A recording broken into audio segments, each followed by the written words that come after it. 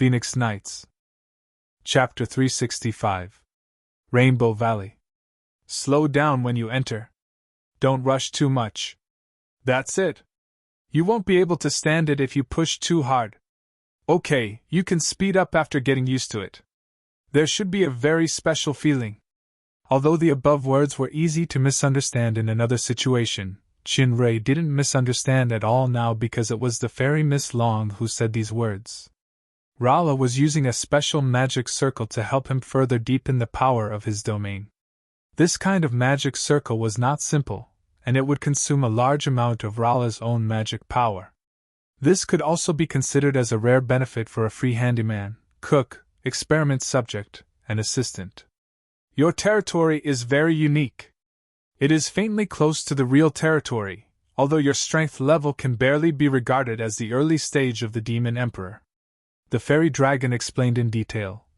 You have to remember that the real territory is not an illusion or force field created with your own power, but a world that is self-centered, uses the power of nature, and combines various qualities such as will, strength, spirit, and so on to build a perfect structure. No matter strong or weak, each territory is a unique work of art. Okay, you slowly expand the territory now, then use my elemental pressure to feel the existence of that kind of space. As a real peak stage of the Demon Overlord powerhouse and also the top magician of the Demon Realm, Rala naturally had a unique understanding of the territory. Some explanations were similar to Paglio's, but some were different. She described the mystery of the territory more clearly from a research perspective. Coupled with the effect of the special magic circle, Chunrei had a new understanding of the Autumn territory. Especially in terms of control, it was simply advancing by leaps and bounds. Rala was very satisfied with Chunrei's progress, and she continued. Through some rare ancient materials and my understanding of ancient runes, the territory of the god-level powerhouse is different from that of the Demon Overlord and Demon Emperor.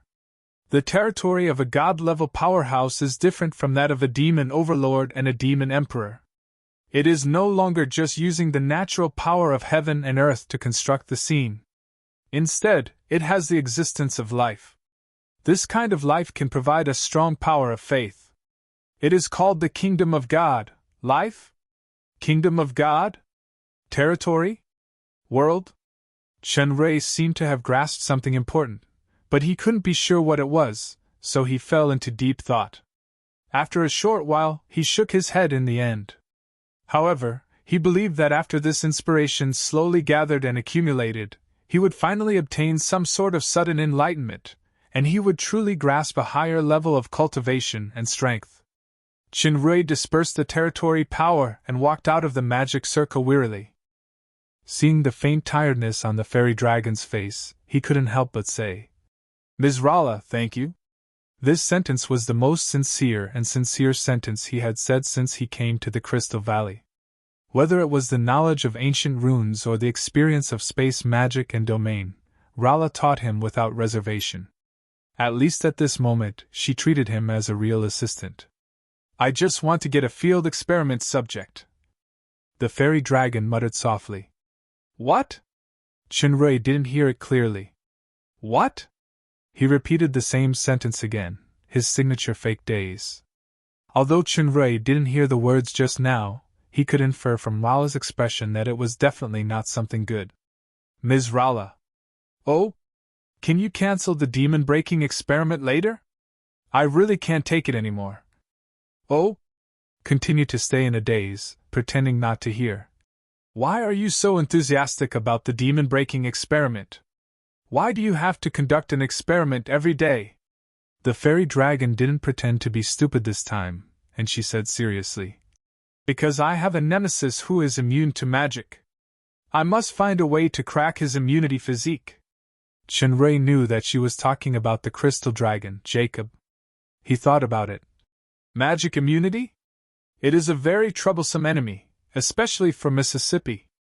However, even if that nemesis is immune to magic, I can use magic to create physical damage to deal with him, such as bursting, impact, collapse, etc. The more I learn about ancient runes, the more I feel that there are endless mysteries in it. Once I can master these mysteries, it is equivalent to cracking the power of the god-level powerhouse. I should have considerable confidence in dealing with your nemesis. Therefore, the focus now should be on ancient runes. If Miss trusts me, I hope to help you deal with him at that time. The latter part of "so" was the true meaning of his beating around the bush. During this period, there was also an attempt to take advantage of the opportunity to reap benefits at that time. The fairy dragon was not a fool. She nodded at first, but she frowned slightly later. Thinking of Chunrei's recent words, she kept mentioning ancient runes. She couldn't help but show a hint of suspicion. Chunrei keenly noticed the fairy dragon's strange expression. Originally, the origin of the two ancient rune slates was very coincidental. If the fairy dragon thought deeply about it, she might trace it all the way and find something fishy.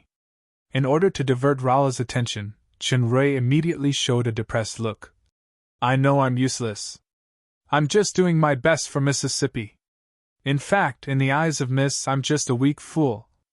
I can't do anything. There is a problem that I have been thinking about for a long time. I want to leave here for a while. I will come back to study after I regain my confidence. Very shameless playing hard to get, but the capital's plan is about to be successful. I must go there. Let me lay a foreshadowing first. It was now an important juncture of the experiment, especially in terms of ancient runes. The insights that Chunrei put forward from time to time also benefited Rala a lot. Of course, she refused to give up this part-time worker who had the title of a capable assistant. Seeing the Sir Assistant's depressed look, Rala blinked. Unexpectedly, she didn't activate her usual fake daze attribute. Instead, she said with certainty, "You are wrong. You are by no means a fool who can't do anything, but a, very good man." In order to restore the assistant's fighting spirit, the fairy Miss Long thought for a while and used all the commendatory words that were rarely used. Love knowledge, have wisdom and ability, have the spirit of research, and know how to take care of people. Did I hear it wrong? Is she talking about me? Chunrei looked at the fairy Miss Long with some surprise. After listing a lot of advantages of the Sir Assistant who was actually a cook and handyman experiment, Miss Rala's tone changed. It can be said that you are the most suitable long-term experiment. No, the ideal life partner. You once said that you admire my knowledge and beauty. In fact, I have a good feeling about you, but unfortunately. When she said the word, unfortunately, the fairy Miss Long shook her head regretfully and didn't continue. There were many reasons why it was a pity, such as a short lifespan, too weak, not being a dragon's, and so on. If not for these, unfortunately, this man should be a long-term experiment. A suitable candidate for a husband. After so many years, this was the first time that she met a like-minded man. She thought she was. Although there was a unfortunately at the end, the words in front were enough to make Chunrei stunned. What? What? Why? Illusion? Illusion? Is today the day of hearing parts malfunction? Carefully noticing the seductive blush on Miss Rala's face, Chunrei suddenly felt dizzy. It's not an illusion. Is it really the luck of love? Or is it the power of the protagonist's halo? Wait. Calm down. Analyze it calmly. There seems to be a keyword in those words just now. Unfortunately? No. Marry you? No. There's something more important. That's right. It's a long-term experiment. Chunrei was horrified. These 5 words were enough to turn Miss Rala's other heart-pounding words into ashes. It turned out that the fairy dragon's criteria for choosing a spouse was actually a long-term meal ticket, a long-term servant, and a long-term experiment. If I'm really targeted by her, wouldn't I be, oh my god! I'd better finish learning the ancient runes and run away. The fairy Miss Long's words were intended to inspire the fighting spirit of the Sir Assistant. In the end, she also faintly blushed. She actually said her life partner. However, it's a pity. It's impossible. I'll just say this for the sake of my future experiments and research. Next, this man's reaction should be excited? Touched? Obsessed? Intoxicated? She didn't know why, although her subjective judgment was impossible. She was looking forward to seeing the man's excited expression. Some female creatures had a common failing that didn't distinguish between race and strength. However, this guy's reaction was, with a dumbfounded face. What? Bastard man, how dare you imitate me? How dare you ignore me? ZZZZZZ. Manic electric current sound scream. ZZZZZZ. Weak screams. ZZZZ. Charred form was too weak to complain. At this time, Jia of the Dark Moon City was quietly listening to the report of the Imperial Guard commander, Kaguran. Kaguran reported a new magic message from the capital. Old Gauss, who represented the Dark Moon Estate at the Lord Meeting, was refused to participate in the Lord Meeting, and he was expelled from the capital by the regent. This should have been very bad news, but Jia didn't panic at all, as if everything was expected. However, to Kaguran's surprise, there seemed to be a hint of joy on Princess Royal's face. There were some emotions that he couldn't understand, but he still didn't dare to ask more. He bowed and retreated.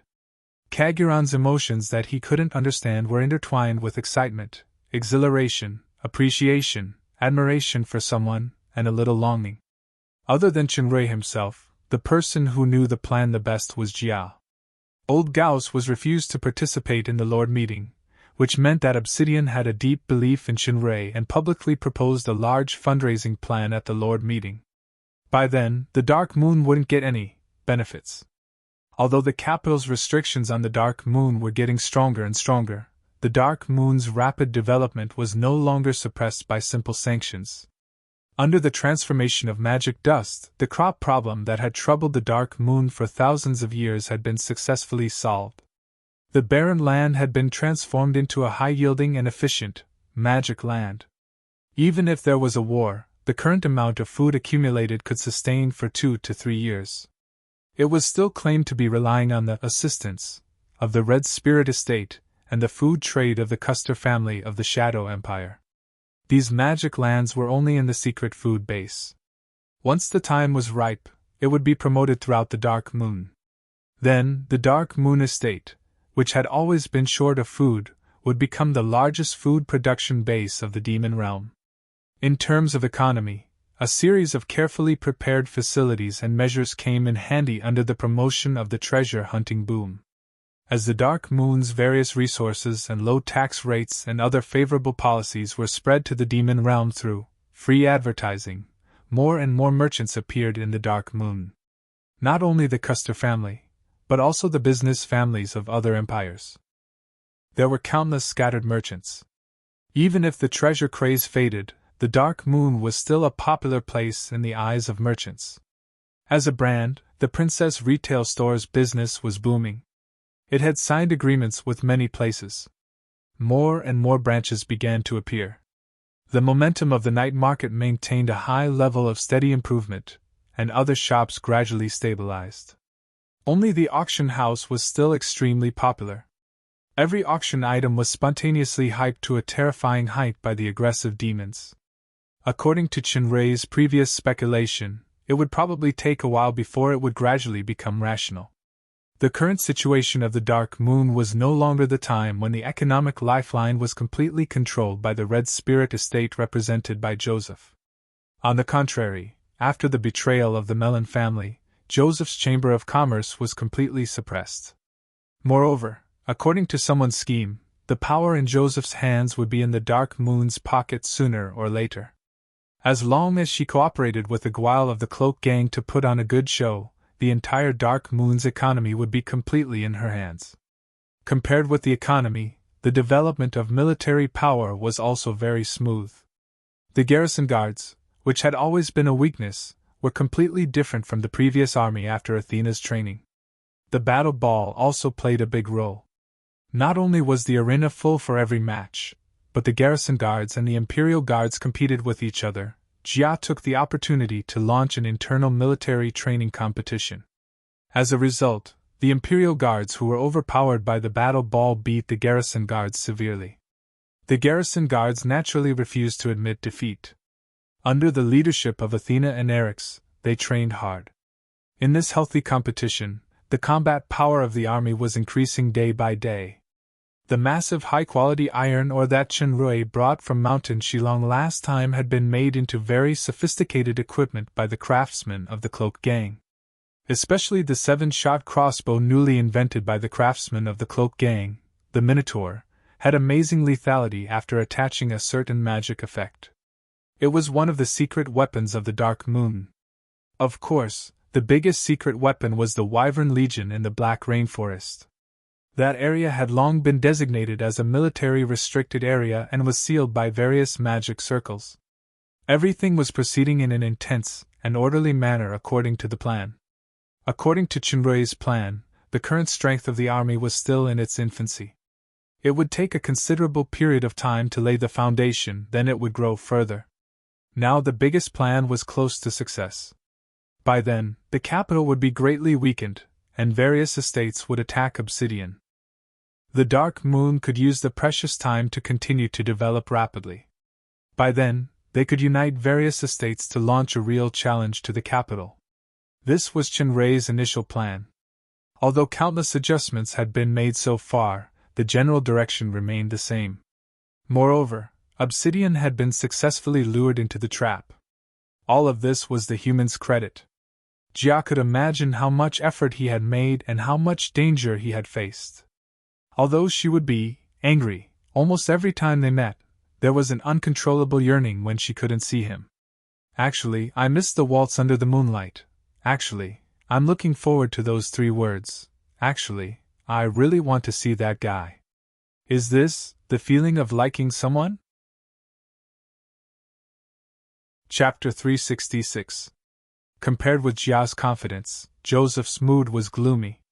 His Chamber of Commerce was constantly being squeezed out by the joint Chamber of Commerce represented by the Custer family.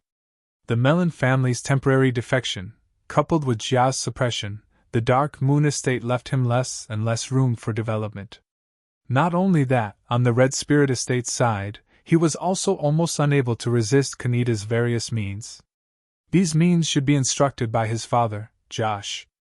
It was obviously a punishment for him to keep it a secret from the capital. The bad situation both internally and externally made Joseph unable to eat and sleep well. If this continued, the foundation that he had painstakingly built for many years would become weaker and weaker. It would collapse sooner or later. Now, the only hope to turn things around was the plan of his ally, Aguile. Joseph had already stimulated the conflict with Jia step by step according to Aguile's plan. He even deliberately showed a posture of being forced to the edge of the cliff. This also made many small families who saw the bad situation imitate the Mellon family and began to express goodwill to Princess Royal openly and secretly. Of course, Joseph's real foundation accumulated over the years was far from this level. If he was determined to fight a protracted war with Jia, he could at least persist for 10 years. However, this passive situation of a dying struggle was obviously not what Joseph was willing to see. Not only did he have to survive this difficulty, but he also had to turn things around. The problem was that the Cloak Gang still had no movement so far. Did I get fooled? Was I used by Aguile? However, after thinking about it, Aguile, whose real identity was the heir of the Beelzebub royal family, had no reason to watch the Dark Moon's power completely fall into the control of Jia. As the other party said, the Dark Moon was the most important foundation for the revival of the Beelzebub royal family. The previous series of plans were for this purpose. And he, Joseph, the future Red Spirit Lord, was the unique spokesperson. At this time, Royce came to report that the Cloak Gang began to gradually gather the funds of the night market and arena. They seemed to be making some moves. Joseph was meticulous, and he wasn't a character who could easily trust people. Considering Visash's past, Aguile's plan wasn't disclosed to Royce, in case there was a mistake. Now that he heard Royce's report, Joseph had no doubt in his heart, as if he had put down a big stone hanging over his head. Aguile has really started to take action. Next, I only need to follow the plan step by step to build momentum. Finally, I will take a gamble with Jia to truly control the Dark Moon. By then, It didn't matter even if the Red Spirit estate temporarily lost its foothold because the Allies still had a series of follow-up measures against his father, Josh. Plus the capital's regent Obsidian's praise, defeating his father and brother and ascending to the throne of the Red Spirit estate lord was not a dream. Joseph, who had regained his composure, finally revealed a rare smile. He felt that the gloominess in his heart had been swept away. He began to instruct Royce to arrange everything and prepare for the next regular meeting. It was just that he didn't know that Royce was the spy arranged by Aguile around him a long time ago. As for Vasasha, she had long been Royce's real wife. Chenrui's plan was actually to let Joseph dig a pit and jump into it himself. Now that the pit had been gradually dug, he was waiting for Joseph to make a difficult move to jump into it willingly. Fallen Angel Capital. The Lords' meeting finally came to an end. After the Lords returned to the estate to prepare the funds, Obsidian convened the capital's families to hold a similar meeting. The elder families had long known some inside information about Charles. They had guessed that this kind of fundraising was related to the benefits brought by the mysterious human. It would definitely be a big deal with no loss. Although the failure to bribe Charles would cause the majority of the benefits to be occupied by Regent Obsidian, it was a pretty good result to be able to share the benefits equally now. Everyone could get a generous share of the profits. With the response of the elder families, Obsidian once again raised a huge sum of money. Of course, the biggest shareholder was the regent himself.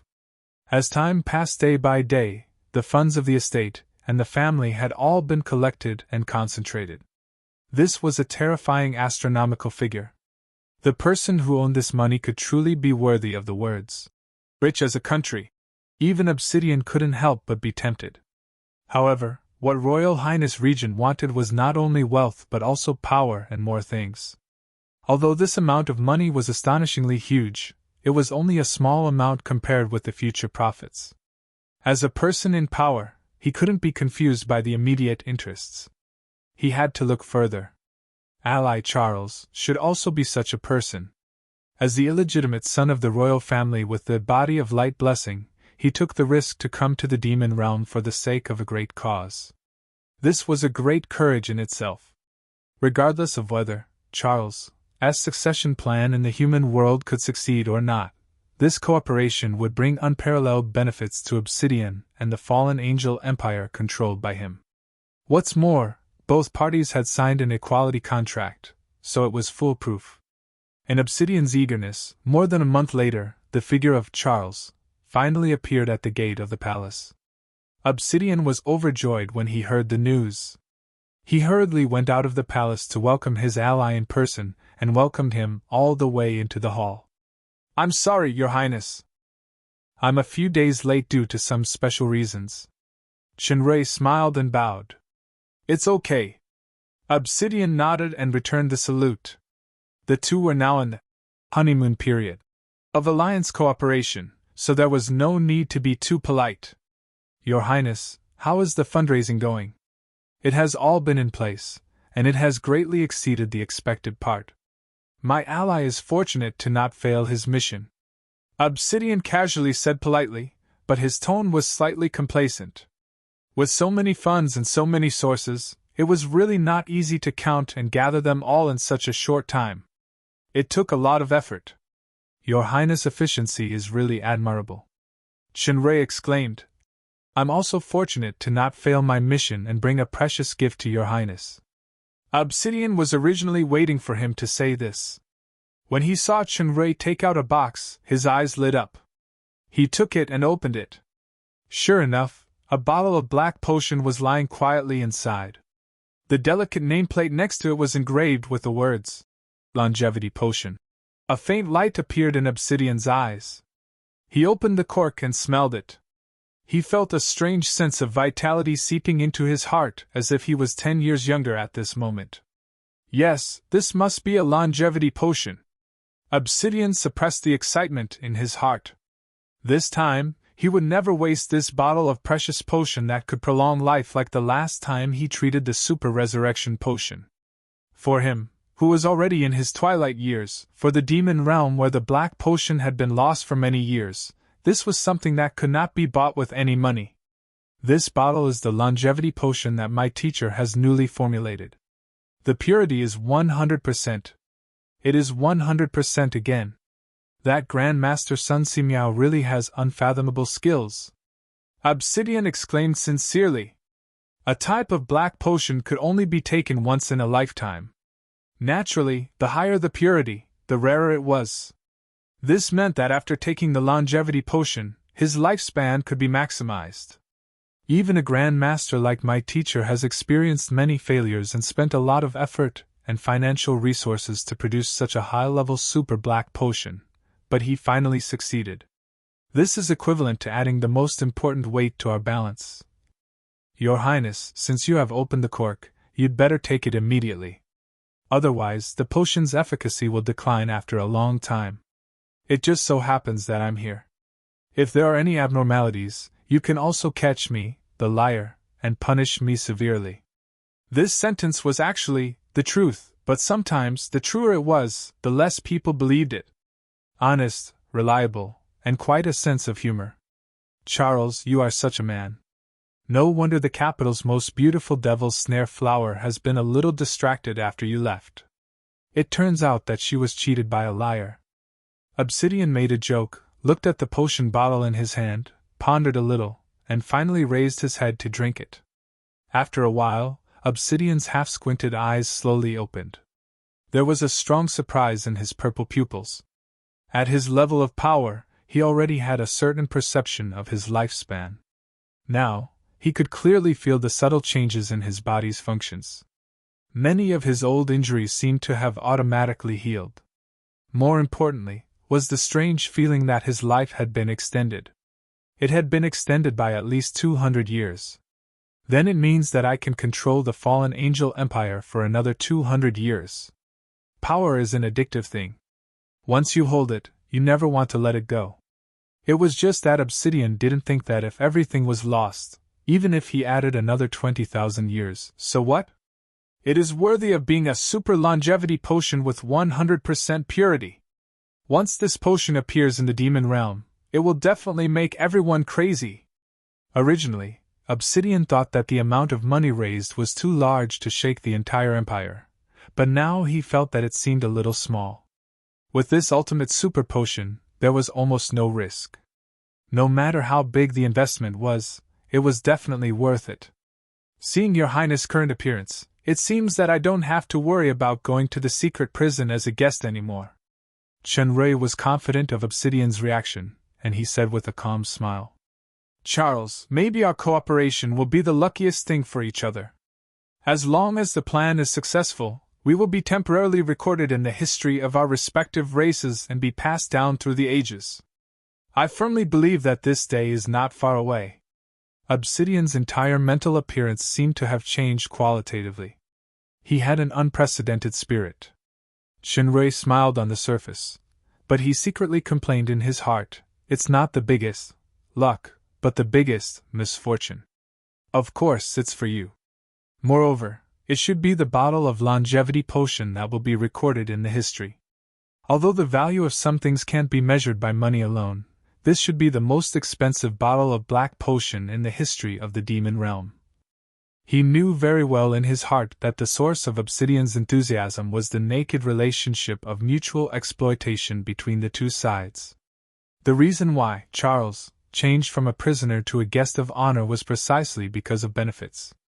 Now that the interests of the two had been tied together, they were bound together for good or bad, so Obsidian also hoped that his ally could succeed and become a long-term source of supply of black potions. Otherwise, he wouldn't care about the success or failure of Charles. Of course. Shinrei smiled slightly. There is also a piece of news that should be good. The reason why I came a few days late this time is actually to follow my teacher to visit a close friend of his, the mechanic Grand Master.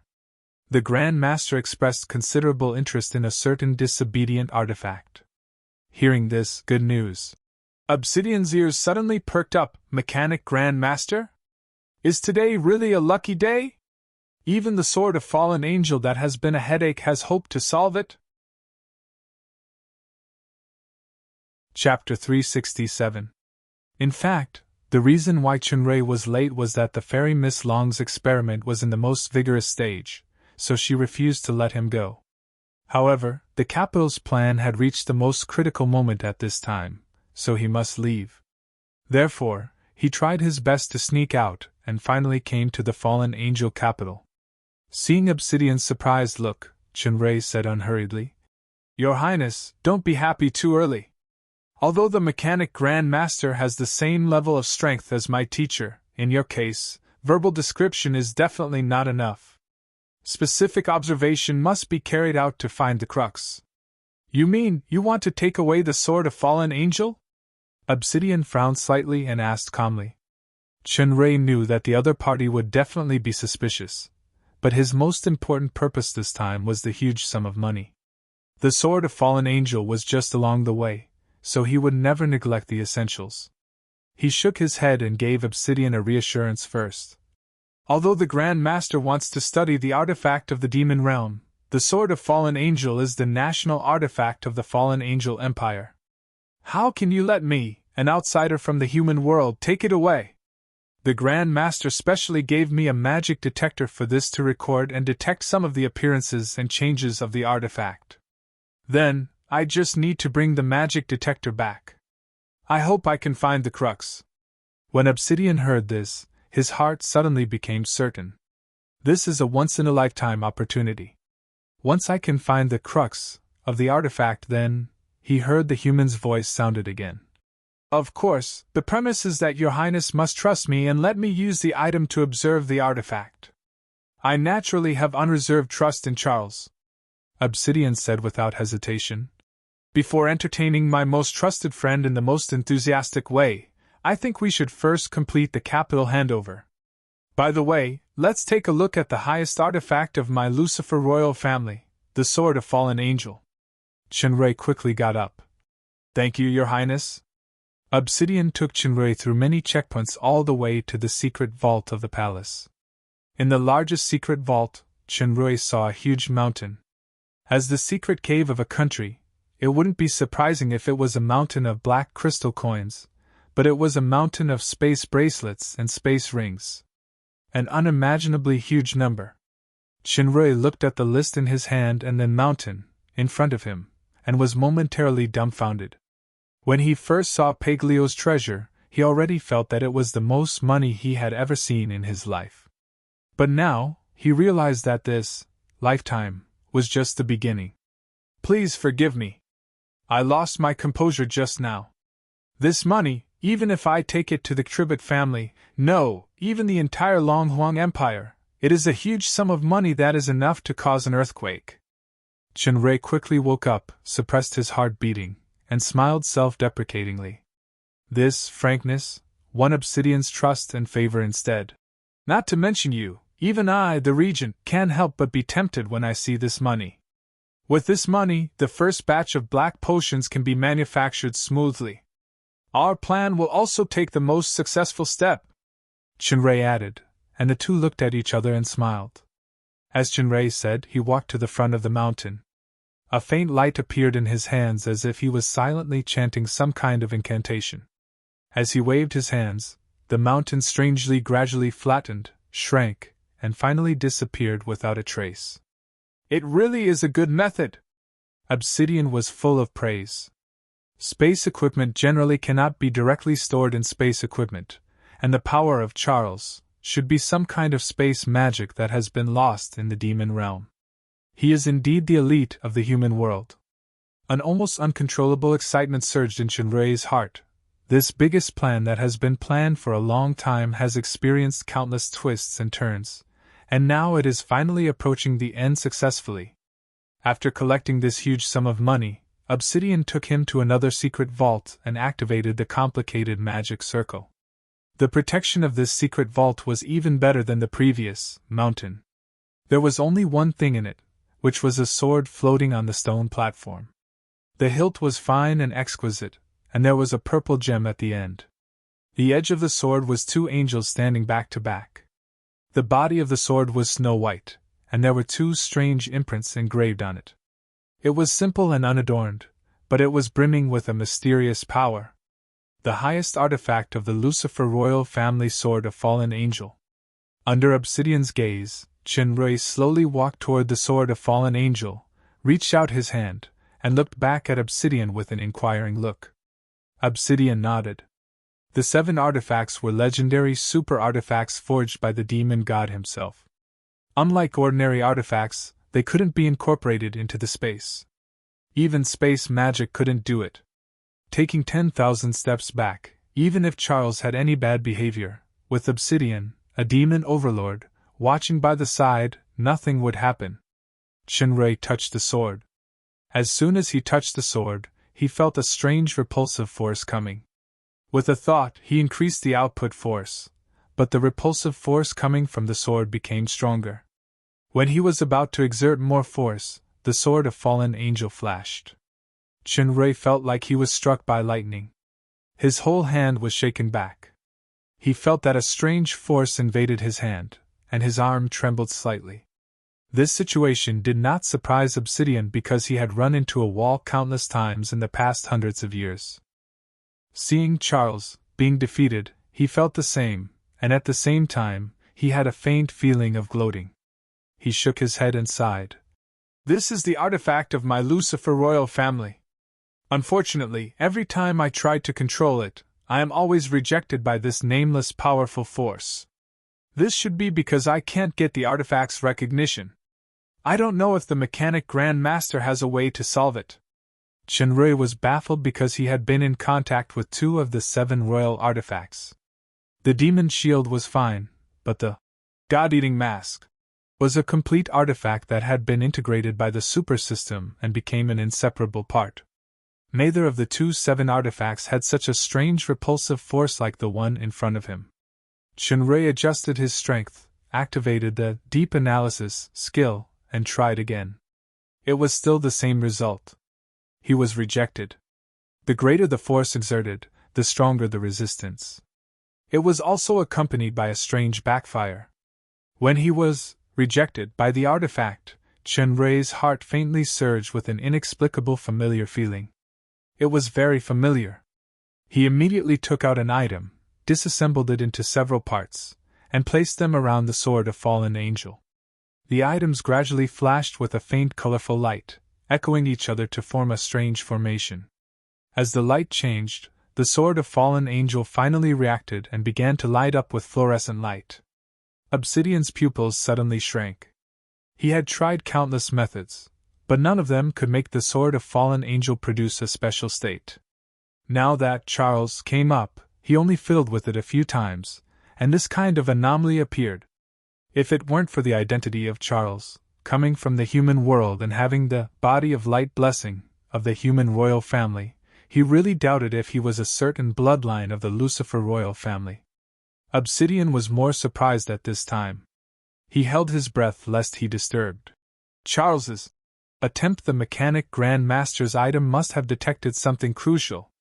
In this way, I'm afraid there is really hope to crack the secret of the sword of fallen angel. Obsidian actually guessed half of it right. Chinrui did detect an unexpected secret with the magic item. The familiar feeling from the power of the sword of fallen angel is the power of ancient runes. To be precise, it is a kind of seal. If Chinrui hadn't gone to the Rainbow Valley and learned ancient runes from Rala, he would never have discovered this secret. In this way, Obsidian had been unable to get the recognition of the sword of fallen angel not only because of his own aptitude and bloodline power, but the most important reason was actually the seal of ancient runes on the 7 artifacts. There is no similar seal on the God-eating mask, and the elusive demon shield, and the sword of fallen angel fell into Obsidian's hands after the death of the Lord of Midnight Sunday. So this seal of ancient runes was cast by the Lord of Midnight Sun? At that time, the Lord of Midnight Sun was the top powerhouse of the demon realm. He was infinitely close to the demigod realm of the demon supremo. His strength was far better than the current top powerhouse, Raisin. I learned from the fairy dragon that the ancient runes were called the language of gods. There were very few people in the demon realm who knew it, and it was almost lost. I didn't expect this Lord of Midnight Sun actually knows the lost ancient runes. As we all know, in the war between the demon realm and the human world 300 years ago, the Lord of Midnight Sun led the demon coalition army and advanced triumphantly, causing heavy casualties to humans. He killed 3 human saint powerhouses in a row, but he unexpectedly encountered a mysterious human powerhouse. He was defeated and died, causing the leaderless demon's army to retreat to the demon realm. So, why did the Lord of Midnight Sun seal his weapon before he died? No! Shinrei shook his head. Judging from his current knowledge of ancient runes, this seal was complicated and powerful. It was even better than the seal on Peglio. It was definitely not something that a demon overlord could cast. Thinking of the scene when the poison dragon was sealed by a mysterious powerhouse back then, Shinrei was secretly shocked. Demigod level. This seal is at least set by a demigod level powerhouse.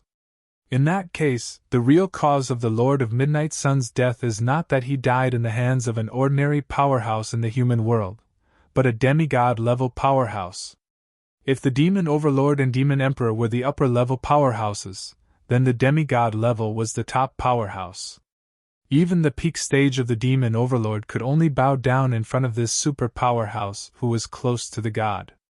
The demigod-level powerhouse was an independent territory. Although they didn't show their power by showing miracles like the gods, most of them also existed in legends. They rarely showed traces. Under normal circumstances, they would not interfere with the normal world order. Assuming that the Lord of Midnight Sun was indeed killed by a demigod powerhouse, then how many demigods participated in the war between the demon realm and the human world? Or perhaps the power of the demigod-level powerhouse is the real key to determining the outcome of the two worlds. Why has the demon realm been unable to defeat the human world? Will it have something to do with this? Shinrei was full of doubts. Although he touched the outline of a shocking secret, he still couldn't figure it out. Moreover, compared with such a super powerhouse, his current strength was not enough at all. Unless his strength could reach that level, he could unlock the unknown secrets hidden behind the fog, including the silver box step by step. With Shinrei's current level of ancient runes, he couldn't decipher the seal on the sword of fallen angel. What he needed to do was to observe and record the changes of these runes, then try to crack the seal with the help of Rala. Perhaps it would be an opportunity for Jia to get the sword of fallen angel and control the fallen angel empire in the future. In this way, it was completely consistent with the excuse he told Obsidian before. It was really a lucky hit. Shinrei's thoughts turned, but he didn't put away the props and stood up. How is it? Charles, is there a way? Obsidian asked expectantly. Your Highness, I'm a complete layman in mechanics. I only know how to use the props according to the Grand Master's instructions. Obsidian thought about it and secretly laughed at himself for being too impatient. Every skill has its specialization. If I ask about business or politics, this person may be a good hand. With the Grand Master's teacher, he may also know a little about potions. At most, he's half-baked. As for mechanics, of course, he can't be truly proficient. Obsidian didn't know that the ally in front of him was the trio specialized Mechanic Master and Magic Circle Master who shocked the demon realm. At the same time, he was also known as the genius most likely to become a Grand Master in the mechanic industry. However, speaking of which, this guy knew more than mechanics. He also knew some conspiracies learned from novels and TV, some cooking skills that he honed on a daily basis, a little economics learned from books and practice, a little bit of military knowledge that he learned from the internet, and so on. Shinrei's profession in his previous life was actually an otaku. The environment shaped people. If his crossover target was just a comfortable rich second generation who was waiting to die, perhaps these potentials and abilities wouldn't be forced out. Shinrei, don't say that I'm bad *SS. In fact, every otaku has the power to save the world. It just depends on whether the Space Administration gives me a chance or not. Shinrei noticed the subtle changes in Obsidian's expression. He was secretly amused and said, In my opinion, according to the reaction of the magic props, it should be quite promising. The Grand Master once said that in order to obtain complete information, I must continuously collect the artifact's information for at least 3 days. I also need to adjust and operate the magic props every day. These props are placed here. I will operate according to the time and steps required by the Grand Master every day for these 3 days. I will have to trouble your Highness by then. I should be the one troubling you, Charles, but I won't be courteous with you. Obsidian looked like a forthright old friend, as if the order to turn hostile and imprison Chunrei in the secret prison was given by someone else. After recording some characteristics of this artifact according to the requirements, I will leave. I hope that the next time I bring the first batch of black potions, I will also bring good news related to the Sword of Fallen Angel. In these 3 days, Obsidian would definitely keep a close eye on the Sword of Fallen Angel. The possibility of taking away the artifact was too small, but Chunrei had another idea. He definitely had to do something. In the future, he might be able to play an unexpected role at a critical moment. Obsidian nodded, then he smiled and said, 3 days. I should have arranged a comfortable residence for you, but I believe you have a more romantic and wonderful place, don't you, my friend? Of course. Chunrei smiled slightly as if he knew me best, but he didn't think so in his heart. Since this huge sum of money is in my hands, the value of Isabella may only be the breeze shadow boots. Moreover, after 3 days, Charles will disappear forever, so there is no need to play any hypocritical game. However, to Chunrei's surprise, when Obsidian personally sent him out of the palace, a luxurious carriage was waiting for him outside the door. Outside the carriage was a woman in a long dress with curly hair and blue eyes. She had a faint smile and was bright and moving. It was the capital's famous flower, Devil's Snare. Obsidian showed a smile that all men understood and patted him on the shoulder encouragingly. Chunrei secretly cursed his bad luck. He couldn't avoid it anyway, so he simply showed surprise in his eyes and strode forward. Chapter 368. Chunrei bid farewell to Obsidian, followed Isabella to the carriage, and came to the residence of the capital's famous flower. Compared with the estrangement last time, Isabella seemed to be a lot more enthusiastic. She took his arm and walked all the way in. It was the same kind of public intimacy. Now, there was no blind guy like Lorden who dared to harass them. All the major families in the capital, including the elder families, had included Charles in the list of people that must not be provoked. You haven't had lunch yet, right? Isabella took his arm and sat down. I have asked the maid to prepare your favorite purple wine in small ribs. Take a break first and eat something later. Ms. Isabella. Chunrei looked flattered. I'm not dreaming, right? You didn't want to see me last time. You also said last time that we have to start over. Isabella added. She suddenly let go of her arm and glanced at him bitterly. Will Sir Charles give me this opportunity? Chunrei looked at Isabella's thin face, and he imagined the scene of facing Jia last time in his mind. He sighed softly. You have lost weight. This sentence contained a touch of affection and pity. The corner of Isabella's eyes trembled, and she lowered her gaze to hide it. She touched her face and said, Is it ugly? That word has never been suitable for you. Although I can't deny that I still have my wife in my heart, you are always the most beautiful and delicate flower in any case. Am I a very fickle man? You are a liar. Isabella bit her lip and said, You obviously have a wife, but you still deceive other women's hearts outside. But you are also a fool. You still mention other women in front of a woman who wants to court you. Don't you know that women will be jealous? Jealousy.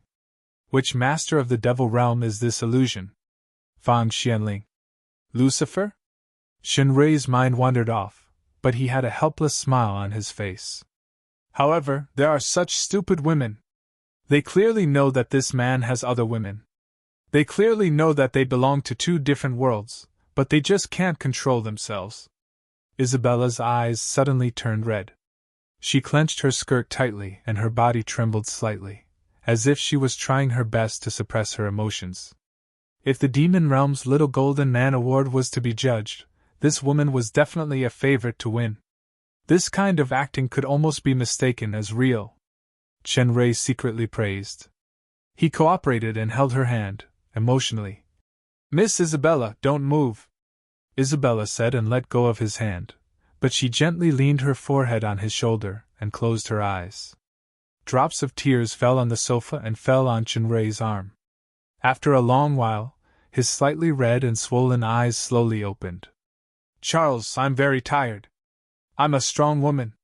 But you're just a woman after all. There were only 3 sentences intermittently. It seemed to be without a beginning and an end. Chen Rui had a strange feeling in his heart. He could hardly tell whether this woman was really emotional or acting. Perhaps a good actor needs to be truly devoted when acting. In any case, acting is acting. It can't be done seriously. Miss Isabella, call me Innie. Isabella raised her head gently. She seemed to have made up her mind. She raised her face gently, and slowly moved closer to him. Her reddish-blue eyes were a little hazy. If it was Athena, Kia or Jia, Chen Rui would not hesitate to take the initiative to kiss them, but this was Isabella. The faint floral fragrance in his nose was getting closer and closer. Chen Rui's mind couldn't help but ripple a little. The lavender lips had already touched his mouth. Forget it, I'll just do it to the end if I want to act. Anyway, there are still 3 days, and it's not the first kiss anyway.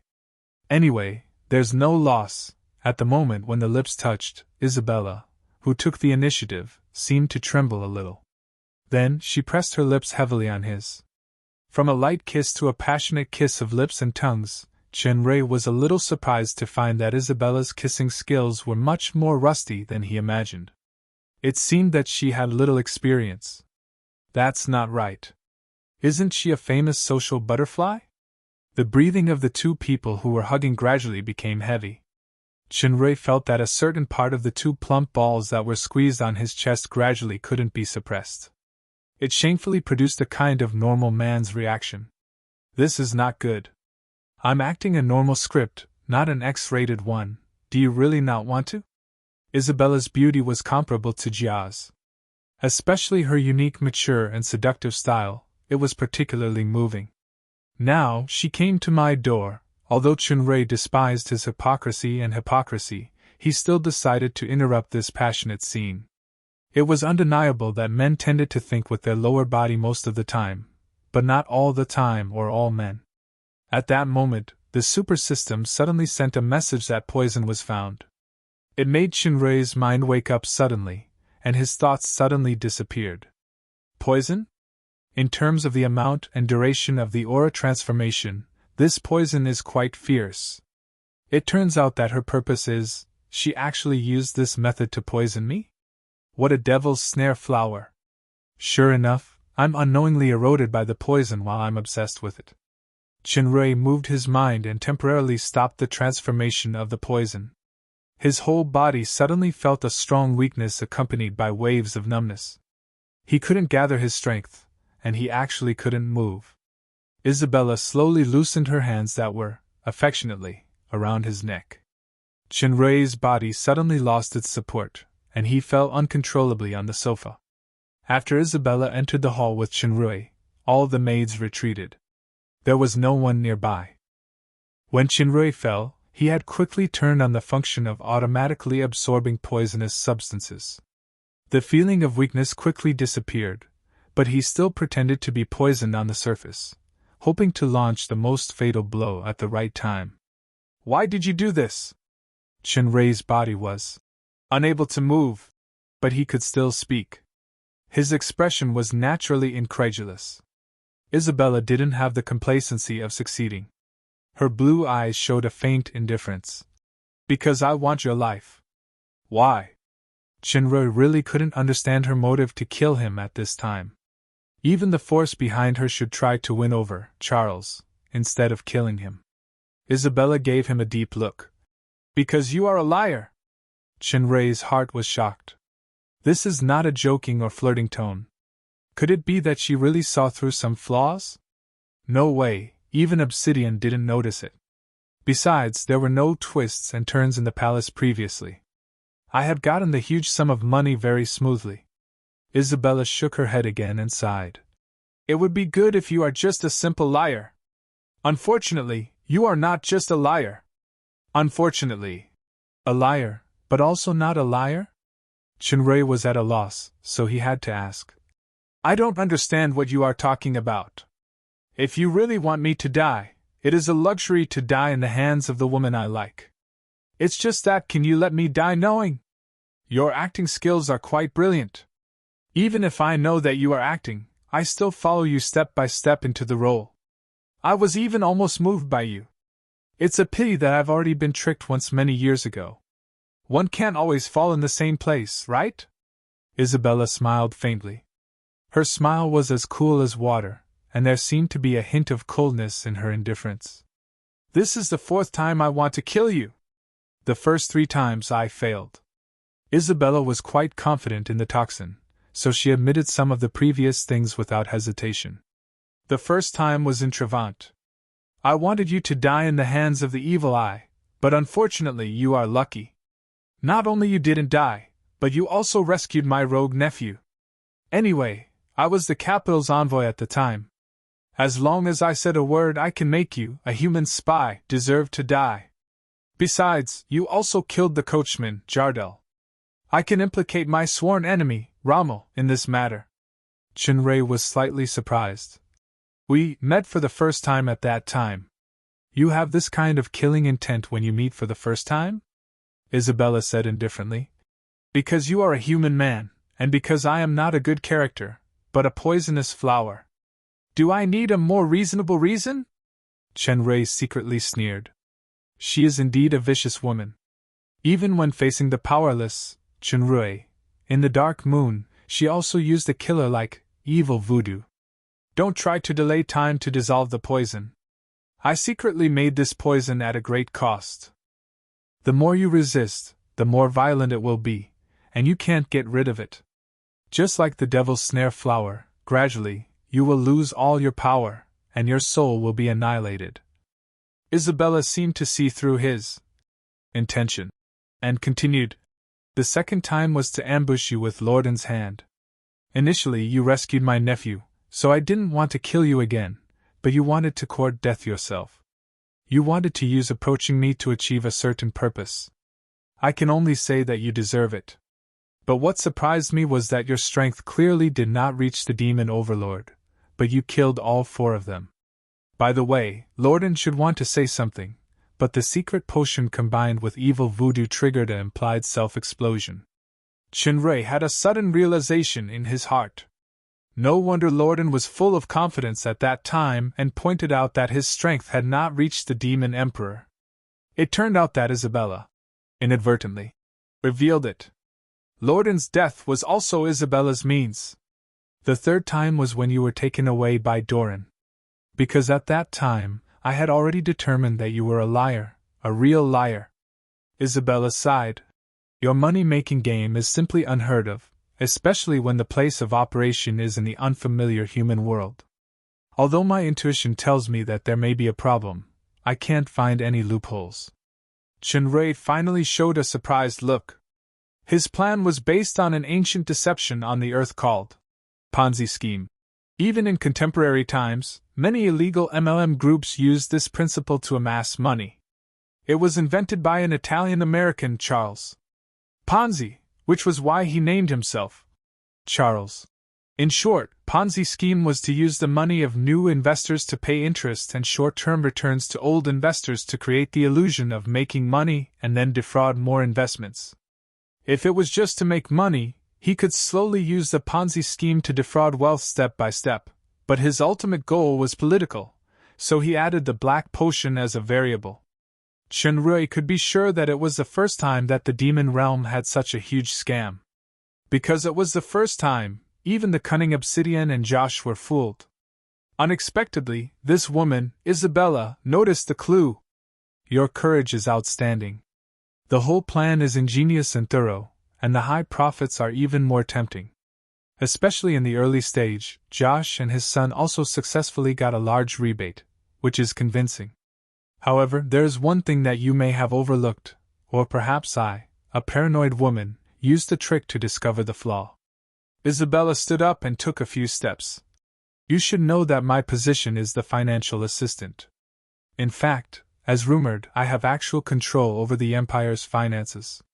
The 1 billion black crystal coins that the Regent gave you were all taken out of the treasury through my hands. You may not have thought that I would spend a lot of manpower to make a unique mark on each black crystal coin. When you came to the capital again, you brought back 2 billion with interest. I also monitored the money carefully. Although the money has been processed by a method similar to light magic, the mark still exists. Then the 2 billion that you gave is simply the original 1 billion capital plus the additional 200 million. At this point, I don't think I need to explain more, right? This is actually the stupidest method, but it has exposed your smartest scheme. Chinrui didn't expect to be seen through like this. He sighed secretly. This is not a standalone game. Except for me, the protagonist. The others are just NPCs who provide dialogue. I am not the only smart person in this world, and there are more than one smarter person than me. He did not make a meaningless defense and asked, So why didn't you report to Prince Obsidian? To expose me as a liar? You are going to die anyway, so I will tell you the truth. I am not from the fallen angel empire. The so-called Regent's confidant is just a pawn placed by a force called Bloodfall beside Obsidian. Isabella showed a faint sneer. Whether it is the survival or crisis of the fallen angel empire, what does it have to do with me? Bloodfall? It was the first time for Chinrui to hear the name of this force. It was also the biggest potential enemy of the demon realm. The Battle of Crystal Valley had undoubtedly dealt a heavy blow to this force. The layout of the Bloodfall was quite huge. The Shadow Empire and the Fallen Angel Empire both had hidden forces. Their ambition could be imagined. I don't know if the Bloody Empire has such an arrangement. If not, does it mean that the Bloodfall is the work of the strongest emperor of the Bloody Empire? In the peaceful era, where war can't be launched temporarily, they rely on this method to slowly erode the opponent, and finally launch an attack to defeat the two empires and unify the demon realm? Or is it a secret alliance of the fallen royal families such as Beelzebub and Leviathan who want to make a comeback and overthrow the three empires in one fell swoop? In any case, judging from the ambition of the Bloodfall, there will definitely be a time to cross paths with this mysterious force again in the future, but not now. Chapter 369. Isabella's words continued. Perhaps she had full confidence in that kind of poison, or perhaps Chinrui was almost a dead man, so she revealed the secret in her heart unhurriedly.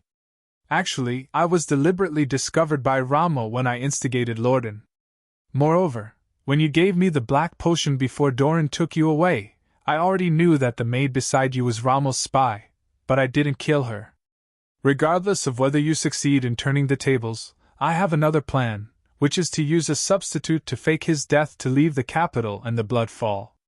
Chinrui's lips moved, but he didn't ask because he knew that Isabella would continue. I want to ask why I want to leave. One of my relatives, who is also my enemy, has finally died. As long as I lurk in the dark and get rid of another enemy, then I can find a secluded place, change my appearance, or slowly grow old alone, or simply find an honest man to marry. Because I'm really tired. Isabella sighed. She seemed to have removed her usual coquettish disguise. There was only a strong sense of exhaustion and boredom on her face. Chinrui listened silently. The enemy who is a relative should be Sabrina, right? Why did this pair of sisters turn against each other? However, even this plan failed, and it was all because of you.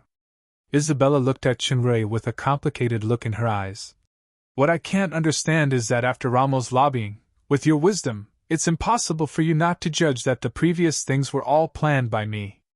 Why should you be soft-hearted for a woman who wants your life again and again?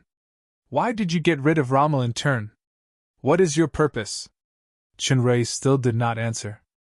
Isabella should have seen through a liar, from the human world, but she did not discover his deeper purpose. His real purpose was not for money, but to destroy Obsidian for the Dark Moon. Saving Isabella was just to further deepen the conflict between Obsidian and the elder families. It was also the purpose of seeking the Breeze Shadow Boots in the future. However, he didn't expect that Isabella would fake her death to leave the Bloodfall organization. He also didn't expect that he would ruin her plan by accident. Was this the reason why she killed him personally this time? Isabella laughed self-deprecatingly. Actually, we both know very well that from the beginning, it was just a game of hypocrisy between us. You should know very well what kind of woman I am. I have married many people, but I am just a dissolute and vicious woman. Don't tell me that you've already done it. This joke isn't funny at all. Since you think it's a joke, then there is no need to explain. Shinrui shook his head reluctantly. I just don't understand one thing. How can a dissolute woman be so rusty in kissing skills? I can assume that the men you have married are probably confused by some kind of illusion all the time. Lomont once said that once the power of the evil eye could be truly integrated, the eye of evil would be infinitely useful. In terms of illusion, it was not inferior to the eye of Incubus of the Leviathan royal family. The reason why Isabella knew about Travan's eye demon lair was that she had probably trained in it, and even obtained the eye demon's companion beast. Most of the people she married were just people of high status, not real powerhouses. Therefore, this speculation was very likely, but no one would believe it. According to the reputation of the imperial capital, this Madame Mandala was a debauched socialite who had seen countless men. Isabella sneered. These aren't the point. If it was 200 years ago, maybe I would have been moved by you, but now, no matter what you say today, you can't escape death. You just said, people can't always fall in the same place. Before launching, Shinrui intended to get more secrets, especially about the Breeze Shadow Boots. As my last request before I die, I want to know, back then, it should be 200 years ago, what happened? Isabella was stunned for a while, then she said faintly. In fact, it's nothing much. It's just an ignorant girl met a sweet-talking human man who said that she was as pure and beautiful as the snow delete in the holy mountain of light, and he wanted to pick a sacred flower with his own hands. The ignorant and stupid girl believed in this man and even had a deep hatred with her sister. As a result, the man never returned after cheating the girl's most precious thing. As time passed, the stupid and ignorant snow delete became the poisonous devil snare. It's just such a simple and cliché story. Isabella's words were extremely calm, as if she was narrating a story of someone unrelated to her, but Shinrui could feel that the calm tone contained a deep numbness that was more painful than pain. This numbness he had also seen in Kia's eyes that day. So that's how it is. This poisonous devil's snare was also a girl like Snow Delete in the past. No wonder when she mentioned Snow Delete, she had that kind of reaction. She should have thought of this hateful past. Shinrui secretly smiled bitterly. He didn't expect that the flower of light that he thought was a breakthrough was actually a fatal fuse. There should be at least 3 keywords that made her want to kill him the first time they met: human, man, and Snow Delete. But this is not the main reason why I want to kill you this time. If you are just a simple liar, and I am just a tired woman who wants to find someone to rely on, maybe our ending will be different if we go on slowly like this. Unfortunately, you are not. Isabella's tone changed, and she slowly shook her head. You are the royal family of the human world, an illegitimate prince with the body of light blessing, who has great ambitions and wants to seize the throne. I thought that bottle of eternal potion was fake, but I didn't expect it to be true. It should be that you changed your original plan to escape by making money. You want to really rely on the power of the demon realm to seize the throne of the human world, and your cooperation with the demon realm will continue for a long time. Bloodmained is a huge organization with equal power and ambition. The conditions they can give you are much more generous than Obsidian, who has many scruples. For someone like you who has been scheming to get the throne, they certainly can't refuse. In fact, I did not report the black potion to Bloodfall, but this organization has more than one insider in the Fallen Angel capital. They have learned about the secret of your cooperation with Obsidian. Since you appeared in the Fallen Angel capital today, the magic message quickly reached the controller of Bloodfall. The person sent by this organization to win you is already on the way to the capital. He will arrive in 2 days at most. At this time, Isabella had no need to lie anymore. Chunrui was secretly surprised. He still miscalculated one thing last time. Isabella did not reveal the secret of the black potion, but it was someone else. The problem should be on Obsidian's side. It was probably someone very close to him. Once the demon realm's unique resource, the black potion, is obtained, the strength of Bloodfall will be greatly enhanced. When the time comes, the demon realm will fall into complete chaos. I won't watch this happen. This is one of the reasons why you have to die. However, I'm not so great. Saving the demon realm has nothing to do with the ambition of a selfish woman like me. Isabella laughed self-deprecatingly. I joined this organization out of helplessness. My father and brother died because of this organization. I just want revenge.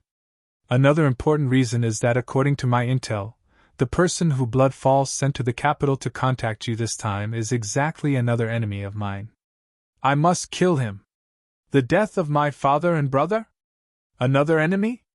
Chunrui seemed to think of something, and the name of an enemy faintly appeared in his mind. This enemy is very powerful. I'm not his opponent, so I can only make use of you. Soon your soul power will gradually dissipate, and you'll become a puppet under my control. Furthermore, just like Lorden, you'll have terrifying energy that can explode at any time. At that time, I will control you to meet that enemy, then I will wait for the opportunity to attack. However, his strength is the peak stage of the Demon Emperor. It is also very dangerous for me to attack this time. It is very likely that I will die. Consider it as I will die with you. After Isabella finished speaking, she glanced at him faintly. Now, do you regret it?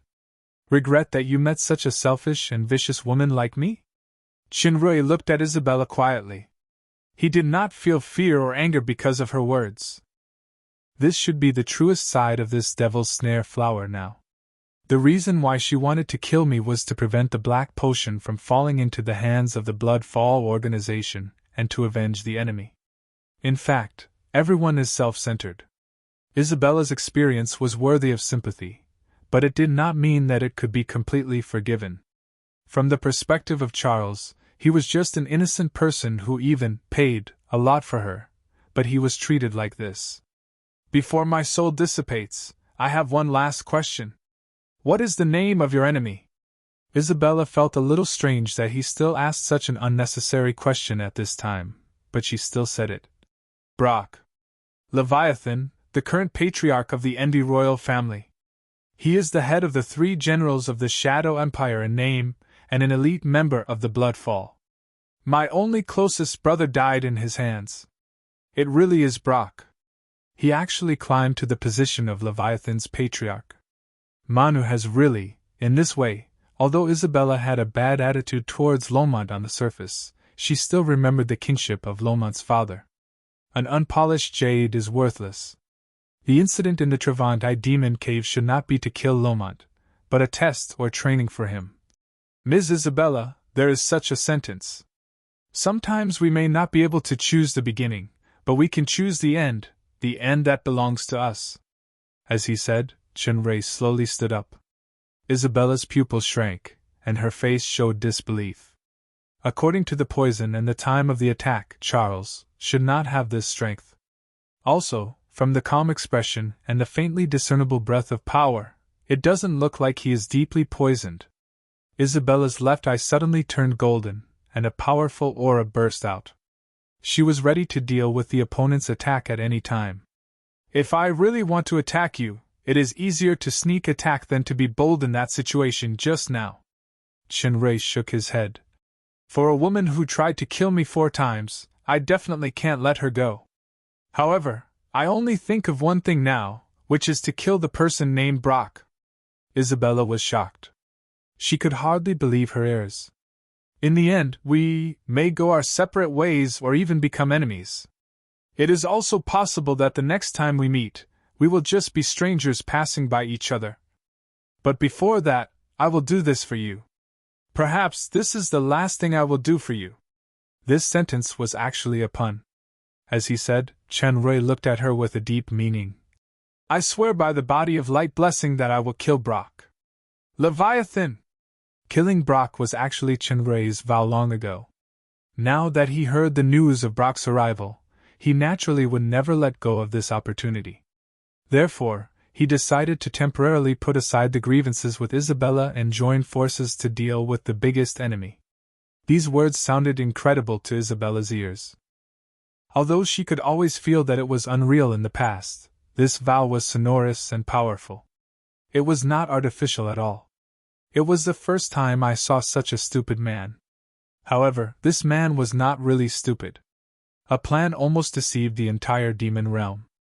He was a terrifying wise man, and also a politician who urgently needed the help of the demon realm to seize the throne. Wouldn't killing Brock completely destroy the hope of joining forces with Bloodfall?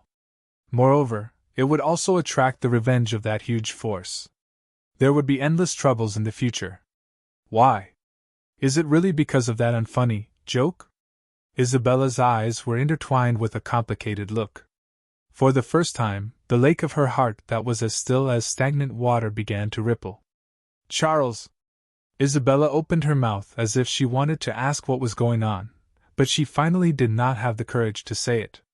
If I met this man back then. Unfortunately, there's no if in this world. Now. I'm just a sinister and vicious woman. In fact, Chun Rui's real intention was just to stabilize Isabella. Even if he really wanted to fall out with her, regardless of who won or lost, now was not the time. He must first deal with the more important common enemy. Isabella was decisive and ruthless. She was by no means a kind person, but perhaps she was not bad in nature, so it was still excusable. However, even if he didn't pursue those old grudges for the time being, the Dark Moon's matter was too important, and it couldn't be leaked at all. As for Brock, he must be killed. Of course, it was not for Isabella, but for Delia and Lomont. Okay, we don't have much time left. Chun-Rei looked solemn as if nothing happened just now. I need to get accurate information about Brock, then we will discuss how to deal with this guy. As for other things, let's put it aside first, okay? Isabella took a deep breath. In any case, Brock was the biggest enemy at present. She immediately suppressed the distracting thoughts in her mind and finally nodded.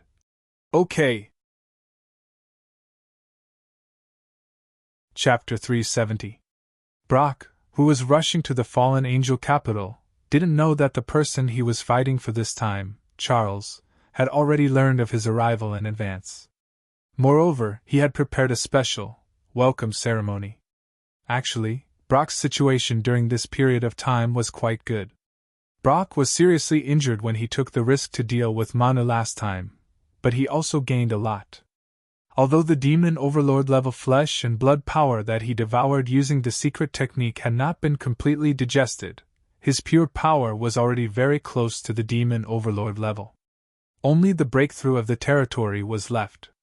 As long as he could understand the demon overlord level territory, then he could enter the level of the peak powerhouse, not the ordinary category of demigod. Besides, with his powerful bloodline talent, he was definitely the best among the demon overlords of the same level. At present, he was only one step away from this highest level. Through a series of thunderous means, Brock destroyed Manu's confidence, controlled the remaining power of the Leviathan royal family, and obtained the official recognition of the Bloodfall. He successfully took over the power in the hands of the seriously injured Manu. However, Brock was even more fearful of the Dark Shadow Empire's Catherine, who severely injured Manu, defeated the Crystal Dragon and Asgalar. He was extremely low-key in the Shadow Empire. Many resolutions, including some army restructuring, were first to respond to the Empress' call. He created a loyal appearance and got a good reputation. Brock did this just to lower his stance and pretend to surrender. He also knew that his power was deeply rooted. In particular, his father-in-law was the biggest hero who supported the Empress to ascend the throne and quelled the rebellion. Although he had retired, his influence in the army and the court was still huge. Her Majesty Empress would not touch him for the time being. I can just use this precious time to quickly enhance my own strength and strive to break through to the demon overlord as soon as possible. In case the infiltration of the Shadow Empire failed, he could still get the highest treatment and be put in an important position when he returned to the Bloodfall. This was the importance of strength. As for Empress Catherine's army restructuring measures, Brock was not worried because the Fireblade Legion had always been firmly controlled by him. Besides, they guarded the Jurgo fortress on the border with the Bloody Empire. It belonged to the Throat area. No matter how the reform was, as long as he, the Legion leader, was still in the position of Supreme Commander, it would never cause any trouble. Bai Luo was quite confident about this. The only regret was the loss of the elusive demon shield. The elusive demon shield fell into the hands of Delia, and he hadn't been able to find the whereabouts of his sister. Besides, the demon shield was likely to be deceived by the trio's specialized genius master, as Manu said before his death. For this reason, Brock had set a lot of eyes and ears in the Mechanic Association. The hateful thing was that this guy never showed up, as if he had evaporated into thin air. This time, going to the fallen angel capital to fight for the human with black potion resources was the first important mission that Brock fought for after taking over Manu's position. After learning all the relevant information, Brock had full confidence to persuade this human prince, who had a similar experience to himself. Not only that, the rare black potion resources also made Brock drool. Maybe this was an important opportunity for him to break through to Demon Overlord. Therefore, he was determined to win this trip. In case he failed to win over Chunrui, even if he had to turn hostile and make a move, he would capture this human back and try to control him. In any case, the black potion would be in Brock's pocket. Chunrui completed the last detection of the artifact, bid farewell to Obsidian, and walked out of the palace. In the past few days, the Royal Highness Regent had shown great enthusiasm. Every day, there were banquets and balls specially held for him, which made Chunrui tired of dealing with them. Fortunately, after staying for one night at most, he would leave the capital and return to the human world the next day. Every time he observed the artifact, Obsidian would stay close. Although the two had become stable allies, and although Charles had no motive to run away with the artifact, Obsidian still showed considerable caution. He didn't give Chunrui a chance to steal the sword at all. Therefore, Chunrui could only record the ancient runes of the artifact according to the most unsatisfactory plan, and he made a little trick on the sword of fallen angel just in case. There was a carriage parked outside the palace. As everyone knew, this was the carriage of the capital's famous flower, Isabella. These days, Isabella and the palace's senior consultant were very close. They were almost glued to each other. They went out to play during the day, and Charles stayed at the Devil's Snare Flower's house at night. One could know what the two were doing without thinking. There were already rumors describing how powerful this Sir Charles was in a certain aspect, and how he tortured the Devil's Snare Flower to cry and beg for mercy on the bed. However, the truth and the appearance often had discrepancies, and sometimes the discrepancies were quite big. The poisonous death kiss was actually the most intimate action between the two so far, and there was never a second time. As he approached the carriage, a line of eye-catching data suddenly appeared in the analytical eyes. Chunrui raised his brows slightly. What should come has finally come. He adjusted his breathing, calmed his mind, and walked into the carriage without stopping. There was a faint fragrance in the carriage. It was the smell of Isabella's favorite black tulip. However, in addition to Isabella, there was another person. This person was dressed in a robe and had a big beard. It was an unfamiliar face, but he actually had a bit of the demeanor of Uncle Bin Laden in another world. However, Chunrui still recognized this person at a glance. Not to mention the familiar facial features, just the faintly visible potholes and spots on his face were Chunrui's masterpiece when he was in the Silent Night wetland. At that time, he was only the strength of higher demon. Brock. Race, Envy Royal Family, Mutated. Comprehensive Strength Assessment, A+. Strength, A+, Physique, A+, Spirit, A+, Speed, A+. Each quality had reached the peak of the Demon Emperor level. It was quite balanced. Moreover, Chunrei had also seen his mutated, incubus eyes, talent with his own eyes. It was very powerful. Who is this person? Chunrei's tone was filled with undisguised disgust. On the surface, it seemed that he was naturally unhappy with the strange man who appeared next to his woman. I'm Isabella's friend. Brock spoke first. Sir Charles, my name is Brock. I've come from afar to visit, sir. In order to express my apology for coming unannounced, here is a small gift. Please accept it. Chunrei looked at the space ring that Brock handed over and frowned. He looked at Isabella beside him. Isabella's expression was a little cold, but she still nodded. This reaction was also very normal. She already had a bad relationship with Brock in the organization. This time, it was just for the sake of the big picture. Chunrei then took it and glanced at Brock cautiously. He used his spirit power to explore the space ring. It was actually full of the most precious gold crystals. It seemed that the Bloodfall had put in a lot of capital just for this greeting gift. Although Chunrei wanted to do the same thing to trick these guys again, Isabella's example made him put away his complacency. There were many wise people in the demon realm, especially this ambitious, mysterious organization. It was difficult to guarantee that they would not reveal their flaws again. In this plan, the Dark Moon's follow-up actions were closely linked, and there was no room for additional problems. The Bloodfall organization was not Obsidian, who was restrained by the Lord and the Elder families. They were unscrupulous in their actions. Once he overreached himself, he would be trapped instead. It was better not to be too greedy. He should complete the current plan of the fallen angel empire first. He believed that there would be opportunities to fight in the future. The focus this time was Brock. This gift isn't small. Chunrei turned his mind back, but he handed back the space ring. I don't think, with our friendship that we have never met, it is necessary to accept this level of apology. He's actually not tempted in the face of such a huge wealth? Brock nodded secretly. He is indeed a royal family nobleman who has seen big scenes. It seems that he is a person who does big things. Friendship comes from interaction. This is the beginning of our friendship. Brock did not take the space ring. Chunrei received Isabella's hint with her eyes. He hesitated a little, then he accepted the ring. The carriage stopped, and Isabella said, You guys go to the Leisure Moon Inn first. It is the 7th courtyard from last time. I have booked that courtyard for a month. Now I will go back to the house to change my clothes first. I will come later. The Leisure Moon Inn was a famous village-type leisure place in the suburbs of the capital city. It was the property of a certain elder family. It was surrounded by mountains on 3 sides, covering a large area.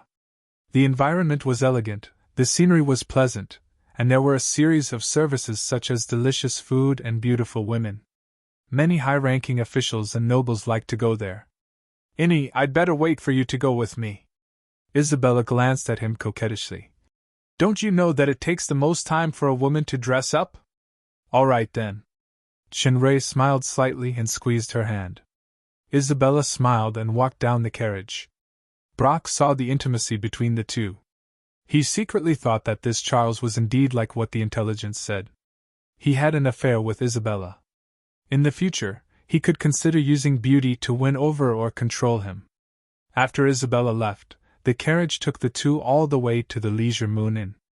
In the face of Chunrei's indifferent attitude, Brock showed considerable patience. He just talked about random things, intentionally or unintentionally showing the self-restraint of a high-ranking noble. When they got off the carriage, the relationship between the two had obviously improved a little. It was not the first time for Chunrei to come to the Leisure Moon Inn. Moreover, the reputation of the senior consultant was well known in the capital city recently.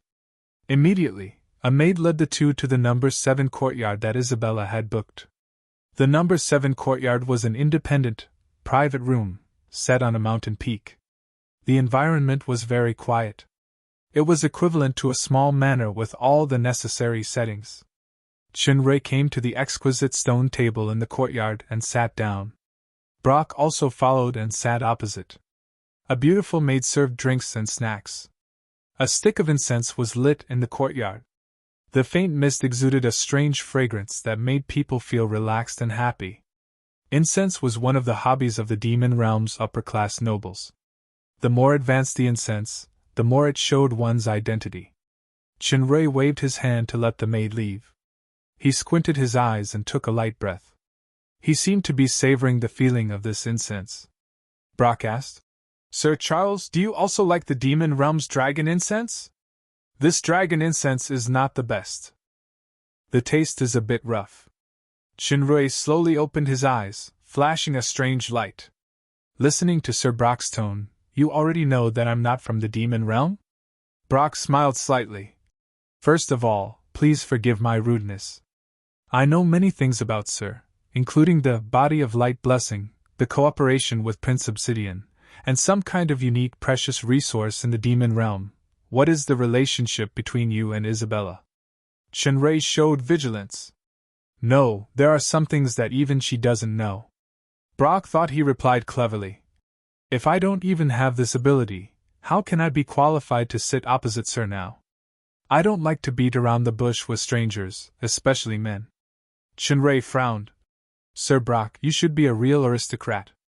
You are generous, knowledgeable, and courageous. It's just that I hope our dialogue can get rid of the common courtesy and hypocrisy of those aristocrats. There is no one else here. What is your intention? You may as well say it directly." Brock saw that the maids had left, and he nodded. "Since this is the case, I will say it clearly. I hope to establish a long-term and close cooperative relationship with Sir. I will give Sir all the help you need without limit. The condition is that the precious resources at Sir's hand can only be supplied to me." Chinrui frowned even tighter. "Sir's intelligence power is indeed amazing, but I already have a long-term partner. His conditions are the same as yours. I don't intend to abandon this existing cooperative relationship." Brock shook his head. "You are wrong. My conditions are different from his. To be precise, it is the huge force that I represent. What Regent Obsidian can give you, we can give you. What Obsidian can't give you, we can also give you. For example, a larger amount of wealth, excellent weapons and equipment, secret potions that can control people and self-destruct, secret ordnance that has never appeared in the human world or even the demon realm, etc. Even your own strength, we can help you improve quickly." Chinrui's eyes flickered as he listened. He looked tempted, but he was sneering in his heart. "Let's put wealth aside first. I have already seen those so-called secret potions and secret weapons in the mystic valley of the Crystal Valley." Brock never dreamed that the human prince in front of him was actually the biggest culprit, who destroyed the Mystic Valley and the Crystal Valley while cheating away the demon shield. Chinrui's tempted look was already expected by Brock. Judging from the information he had, the real purpose of this Charles' cooperation with Obsidian was not simply to make profits, but to use the power of the demon realm to seize the throne of the human world. Therefore, there was no reason to refuse such attractive conditions. After a long time, Chinrui said, "I have to admit that what you said is indeed very tempting. However, why should I believe your words?" Brock was secretly delighted when he heard that there was a chance. He took out 2 space bracelets. "Sir Charles, you can take a look at the things in these 2 bracelets." Chinrui explored with his spirit power. There was a large number of excellent weapons and armors in one bracelet, and there were also secret potions and various ordnance. Some of them were actually not seen in the Mystic Valley. There should not be many bases like the Crystal Valley, but I'm afraid there is more than one. In any case, these are unexpected gains. Please accept these and take some time to check the quality or effect. I believe that with your Highness' judgment, you should be able to make the most correct choice. This is just a part of the sample. As long as your Highness agrees to cooperate, we will continuously supply wealth and these equipment to your Highness. Compared with Obsidian, your Highness should know who is lighter and who is more important." In order to further increase the appeal of his lobbying, the title in Brock's mouth had been changed to Your Highness. He was quite confident in the conditions he offered. If Chinrui was really the constructed character, Charles, the illegitimate son who wanted to regain the status of the prince or even the throne, then, as Isabella worried, he would definitely be unable to resist the temptation of Bloodfall. Unfortunately, he was not. Not only was he not, but he was also an old friend that Brock and even Bloodfall would never forget.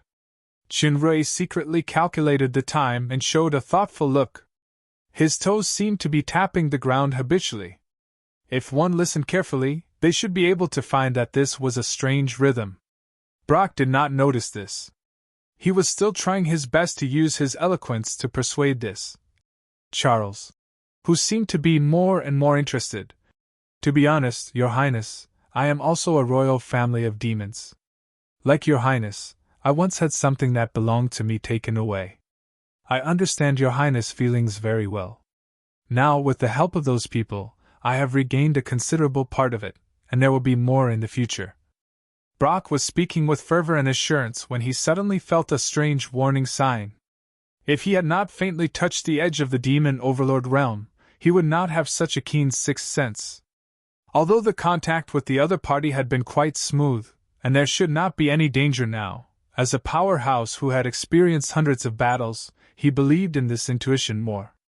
He didn't care about being rude and so on, and he reacted without thinking. Reality proved that his reaction was correct. Just as Bai Luo was retreating at an extremely fast speed, the stone bench suddenly emitted rays of light that shot in all directions, enveloping him in thousands of threads. Although Brock's mental reaction was fast, his body seemed to be affected in some way. His strength was weakened a lot out of nowhere, and his speed slowed down out of nowhere. He was already wrapped by the scattered light. The scattered light extended infinitely as it touched his body. It was like a rope that firmly bound his limbs. Chinrui just patted the ground rhythmically just now to use a specific sound frequency to activate this magic gear. This magic gear was one of the means that Isabella set up when they dated, after booking this seventh courtyard. It combined dragon inscription and magic circle, and a little bit of ancient runes. Unfortunately, it was quite limited. Brock struggled hard, but he couldn't get out for a while. He felt that his body seemed to be a lot weaker for no reason. It seemed that he was poisoned by some kind of stubborn poison. His gaze fell on the dragon incense, and his face changed drastically. Could it be because of this incense? No wonder Charles deliberately said that the smell of this incense was astringent and not the best. It turned out that it was to dispel my suspicion. The other party may have taken the antidote in advance. It doesn't make sense at all. With the generous conditions offered by Bloodfall, if it was me, Brock, I would also agree. It is even more impossible to turn hostile and make a move. Moreover, this method does not seem to be used temporarily. It seems to have been planned for a long time? Why? Chapter 371. Without waiting for Brock to ask, Chinrui on the opposite side had already stood up. A faint light appeared on his blade-like palm as he slashed in the air. Bai Luo instinctively felt the threat of the invisible, sharp aura that was heading towards him. At that moment, the power in his body seemed to be weakening further. He immediately let out a loud roar, and his blue pupils turned black. The light that was binding him instantly became dim, and the binding power was greatly reduced. Brock, who barely recovered his mobility, immediately put his arm in front of him. As he opened his palm, a faintly discernible black mist appeared. It actually swallowed the invisible sword aura of the aura blade. Just when Brock's old power was exhausted and he was at his weakest, a faint smoke-like shadow appeared behind Brock like lightning. Brock was suddenly alerted. If it was in the past, even if the opponent was extremely fast, Brock could still respond in time. However, at this time, his state had been weakened a lot. His body could no longer keep up with the reaction of his brain. Especially when the shadow just broke free from the restraining and resolved the aura blade, the timing was quite accurate. At the moment of life and death, Brock's potential was finally unleashed. When the bone-chilling murderous vibe approached his body, he dodged in time. He felt a pain in his chest.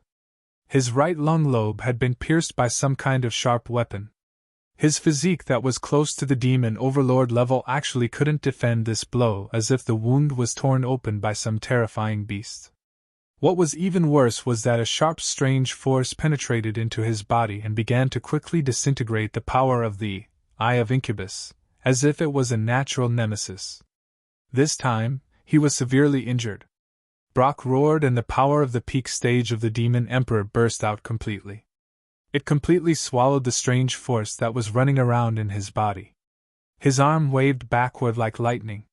The figure behind him groaned and flew out like a kite with a broken string. Isabella! Bailuo had already seen the shadow of the person who had launched a sneak attack. He let out an angry roar and was about to chase after him. However, he felt that his body had become heavier, as if his weight had suddenly increased by 12 times. His movements had also become slower. At the same time, the scattered light in the surroundings had become colorful, causing his body to become even heavier. The strange thing was that the caster, Charles, was fine, but Isabella was not affected at all. Even the Beelzebub royal family with Earth mastery talent might not be able to control the subtlety of this gravity spell. As expected, Isabella had changed into a new set of clothes. It was just that it was more convenient for battle. She had just been hit by Brock's powerful counterattack and was badly injured. Blood was already flowing from the corner of her mouth, and her face was frighteningly pale. However, her green eyes were still filled with killing intent. She was holding a dagger in her hand. It was the legendary weapon Chunrui had given her, Splitting Shadow. Isabella! How dare you betray the organization? Aren't you afraid that the curse will corrode your heart? I didn't betray the organization. I just wanted to kill you. That's different from betrayal. What right do you have to represent the entire blood fall? Isabella sneered while vomiting blood. Moreover, I don't plan to leave this place alive today. I really don't care about the heart-devouring curse. Brock tried his best to suppress the power that was disappearing in his body. He felt that this poison was very difficult to deal with. He couldn't even dispel it with his secret skill. He clenched his teeth and said, "Bitch! What poison did you use?" 3 types. The flower fragrance that you smelled in the carriage, the body fragrance on my body, and the special dragon incense in the yard. It's nothing alone, but when combined, even a demon overlord might not be immune to this poison. However, don't worry, it will only weaken your power continuously. It won't kill you. Once his power was reduced to an extremely low point, then he would be at her mercy. With the hatred between the two of them, it would be worse than death. This was even worse than killing you. Brock knew what Isabella was holding a grudge against. Her half-brother was personally tortured to death by him with the Eye of Incubus. However, he didn't understand why Charles would help Isabella and even give up such generous conditions. Doesn't this illegitimate human prince want to take back everything he has? Is it just because of this damn crazy woman that he is so stupid? Why? Brock shouted at Chunrui while condensing his power to dissolve the poison in his body. Because Isabella is right. You can't represent the entire bloodfall. Your organization has more than one contact with me. Chunrui suddenly had an idea. He purposely followed along with Isabella's words, intending to disturb Brock. This answer really surprised Brock. In that case, before my arrival, someone in the Bloodfall had already contacted this human? Who is it? The Bloodfall's internal structure wasn't monolithic. Many factions were hostile to each other. It was only because of interests and the pressure of the mysterious Bloodfall King, so they rarely killed each other on the surface. However, there were many who played dirty tricks in the dark. Asgalar and Manu were considered allies, and the Crystal Dragon was a little distant.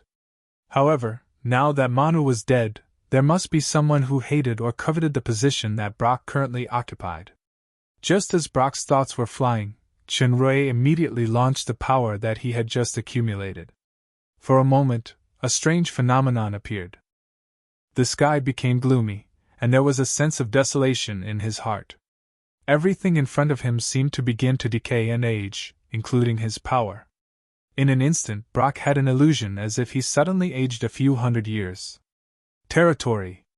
In the eyes of a powerhouse that was infinitely close to the demon overlord, the power of this territory, more accurately speaking, might not be much in terms of quantity, but in terms of quality, it actually faintly surpassed the incubus territory that he possessed. It was closer to the real territory of the demon overlord. This is the human's demon emperor? It really has its own uniqueness. However, this kind of power is still too weak. It is even inferior to the ordinary demon realm's demon emperor. Compared with the decay and aging of the surrounding, a black flame suddenly appeared on Isabella's body. It was full of vitality. Her injuries seemed to have improved all of a sudden, and her entire state was doubled. Brock had an illusion that this was somewhat similar to the Asmodeus royal families. Nirvana power? Impossible! The Nirvana power is not used like this. It should be the human's light attribute power. Isabella's left eye had turned golden. The Belphegor royal family's flash talent that was the best in the demon realm was activated. Her speed attribute had risen to A+. She had already appeared in front of Brock in an instant. The soul searing in her hand drew countless phantoms, like a giant net, and covered Brock. Brock's eyes were shining with black light, and there was a light crackling sound on his body. He actually broke the aging and decaying power of Chenrui's territory. However, as his power had been greatly weakened by the mixed strange poison, the price he had to pay to forcefully break free was not light.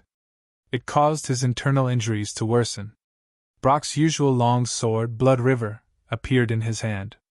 As he waved it, a thick bloody aura appeared. The phantoms and giant net created by Isabella were gradually melted by the bloody aura. The two figures clashed several times and suddenly separated. There were a few more shocking wounds on Brock's face and neck. It was hard to imagine that they were caused by a small dagger. Meanwhile, Isabella's hand was tightly covering her abdomen, where a large amount of blood was oozing out.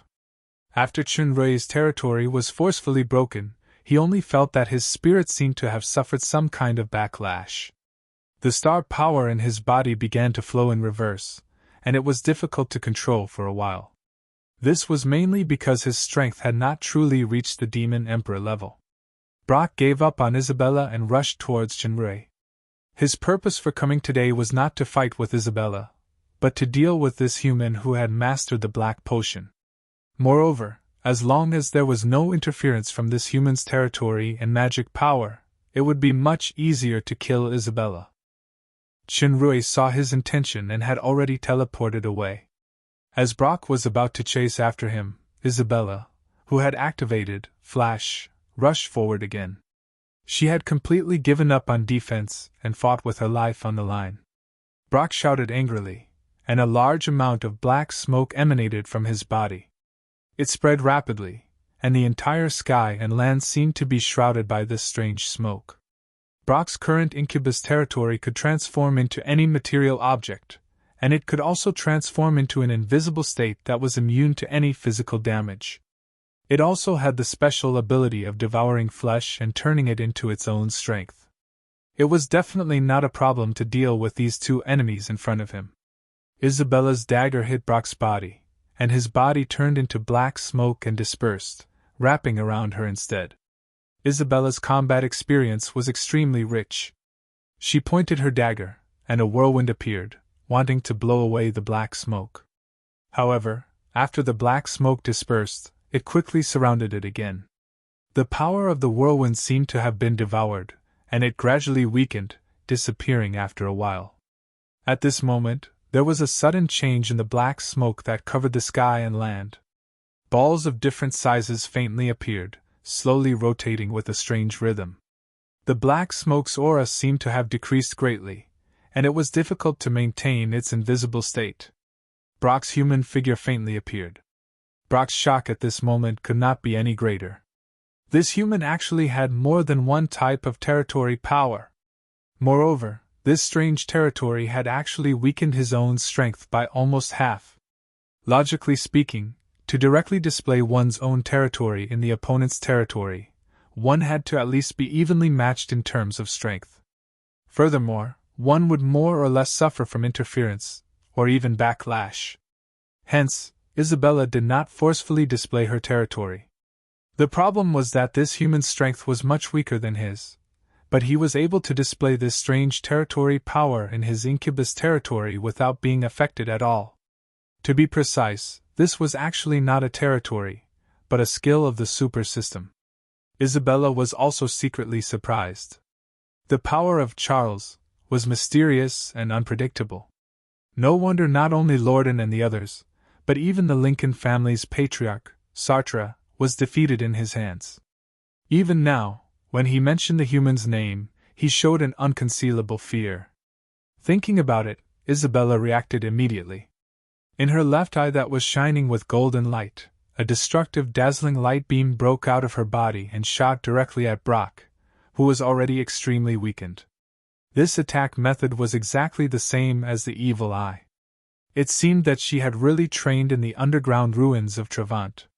It should be the demolishing evil power that was mixed with the power of her life-bound beast. Brock could no longer maintain the state of nothingness, so he simply showed his real body. The bloody light in his hand was flourishing. He had already activated the skill of the long sword, bloodlust skill. Combined with the strange power of the secret skill, the rich blood she was like a winding snake body, entangling the golden light. In terms of speed alone, Isabella should be better than the current Brock, but the comprehensive strength of the early stage of the Demon Emperor was far inferior. She was defeated in the blink of an eye. The blood chi quickly rolled back along the golden light. The sword chi of the blood river could corrode the soul, which had a special restraining effect on the eyes of evil. Isabella's face showed a strenuous expression. She couldn't withdraw the golden light for a while, so she could only struggle to hold on. The bloodstain on her abdomen began to expand again. As Brock was activating the bloody light, the figure of Charles appeared in front of Isabella. He actually grabbed the nothingness of the blood chi. After the sword chi that could corrode the soul entered this person's body, it disappeared without a trace like a clay ox entering the sea. Isabella then barely withdrew the golden light. She staggered a few steps back, and her face was even paler. Chunrui didn't retreat, but he advanced instead. He took the risk to grab the physical blood river of the blood chi. The strange power in his hand actually made the long sword tremble slightly. Brock turned his wrist, and the extremely sharp blade suddenly cut Chunrui's hand until it bled. He could no longer hold the blood river firmly, so he activated teleportation and returned to Isabella's side. He pulled her and retreated quickly. Brock's long sword shook, and he channeled all the remaining power to launch a big move. However, the blood river sword body trembled violently and burst apart. This sudden turn of events was completely out of Brock's expectations.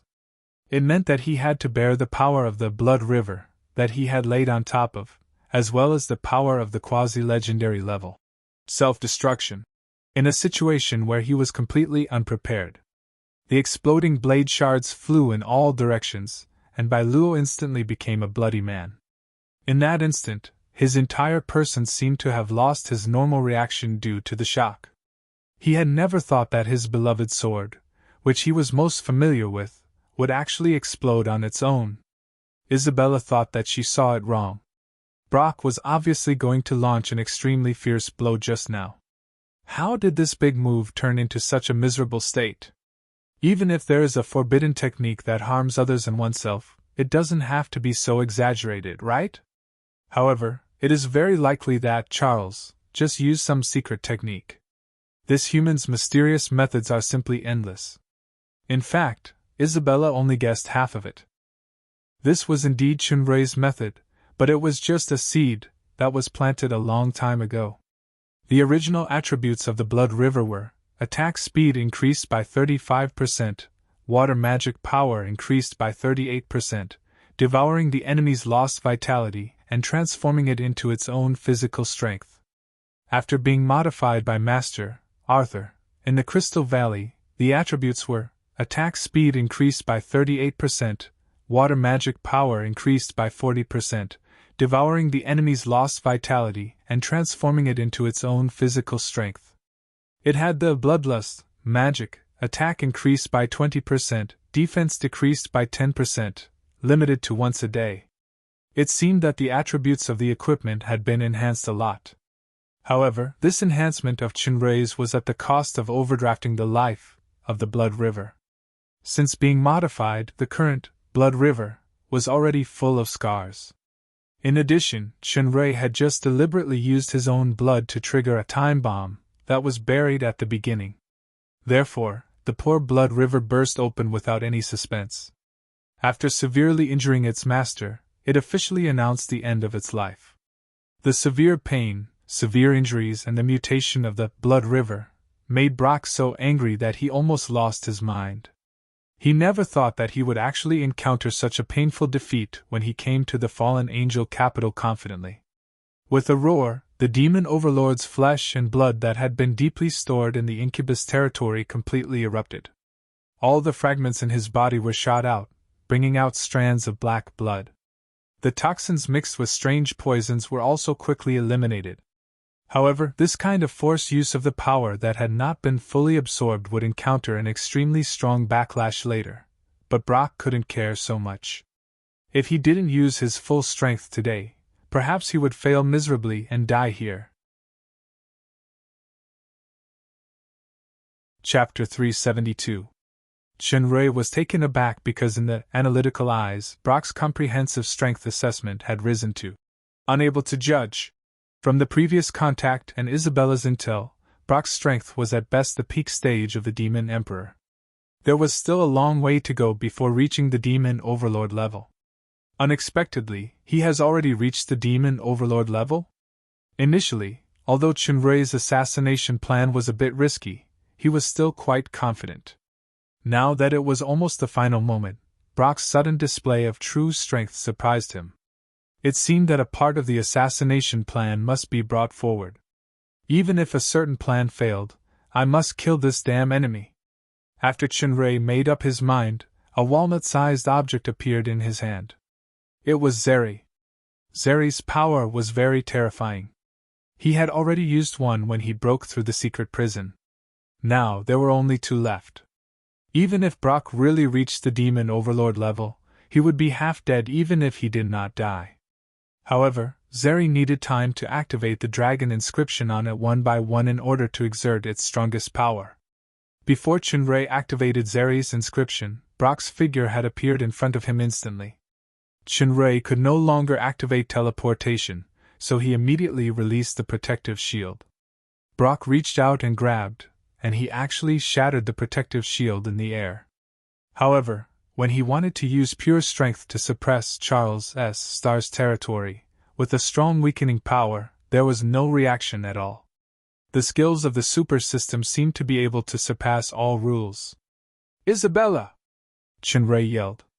At present, he urgently needed someone to restrain Brock so that he could activate Zeri's inscription. Isabella also saw that Brock's power had skyrocketed to the point where it could not be resisted.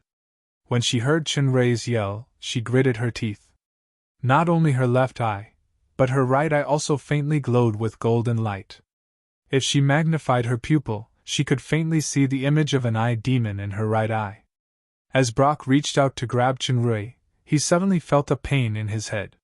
He was hit by a powerful spirit power. Isabella activated the power of the evil eye, which happened to display the talent of ignoring defense.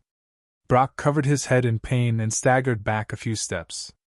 The soul-searing in Isabella's hand turned into a stream of light and blasted toward Brock's heart. Brock subconsciously waved his hand to block, and an ice shield appeared. However, the sharpness of the soul-searing was far beyond his imagination. Not only did it penetrate the ice shield, but it also nailed his palm and penetrated through his bones. Brock screamed, but the pain made him quickly get rid of the interference of the soul-searing. He looked up abruptly, and his black pupils flickered. Isabella flew out with a muffled groan and fell to the ground. She just happened to land next to Chinrei, who had already distanced himself from Brock. However, her right eye could no longer open. Blood was flowing from the corner of her eye. In the case of equal strength, the eye of Incubus and the eye of Evil should be evenly matched.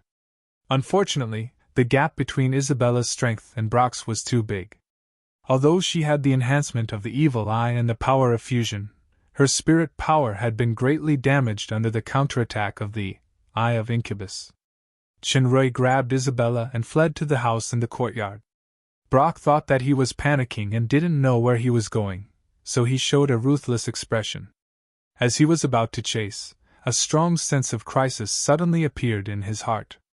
Even though he had reached the early stage of the demon overlord in his current state, the sense of crisis was still strong. White light, dazzling white light filled the sky. In an instant, vision and hearing seemed to have lost their function at the same time. Immediately afterward, the entire southern suburbs could feel the earth shaking. Although this Courtyard 7 had been booked by Chinrui in the past few days, it was not the Prison 13 of the secret prison after all. The entire Courtyard 7 was razed to the ground. The entire Leisure Moon Inn was shaking violently as if the sky was collapsing. Many people were injured because of the impact, and many unknown guests fled from the courtyard in horror. When the smoke and dust dissipated, the house where Chinrui and Isabella were located barely retained a little debris, but the two did not suffer too much damage. With the lesson of Prison 13, Chinrui had already set up layers of absorption and reinforcement inscriptions in the house in the past few days, so they finally escaped the disaster. Isabella, who had been seriously injured, was lying on the ground. She looked at the completely destroyed Courtyard 7 in surprise. The still trembling ground showed that the entire mountain was about to collapse at any time. With this kind of terrifying power, no wonder Charles could destroy Prison 13 back then. At this moment, Chinrui's face changed. He looked up abruptly, and he saw that the black smoke in the air quickly condensed into a human figure. It was Brock's figure. Such a powerful explosion actually didn't kill Brock. Brock's current appearance was very terrifying.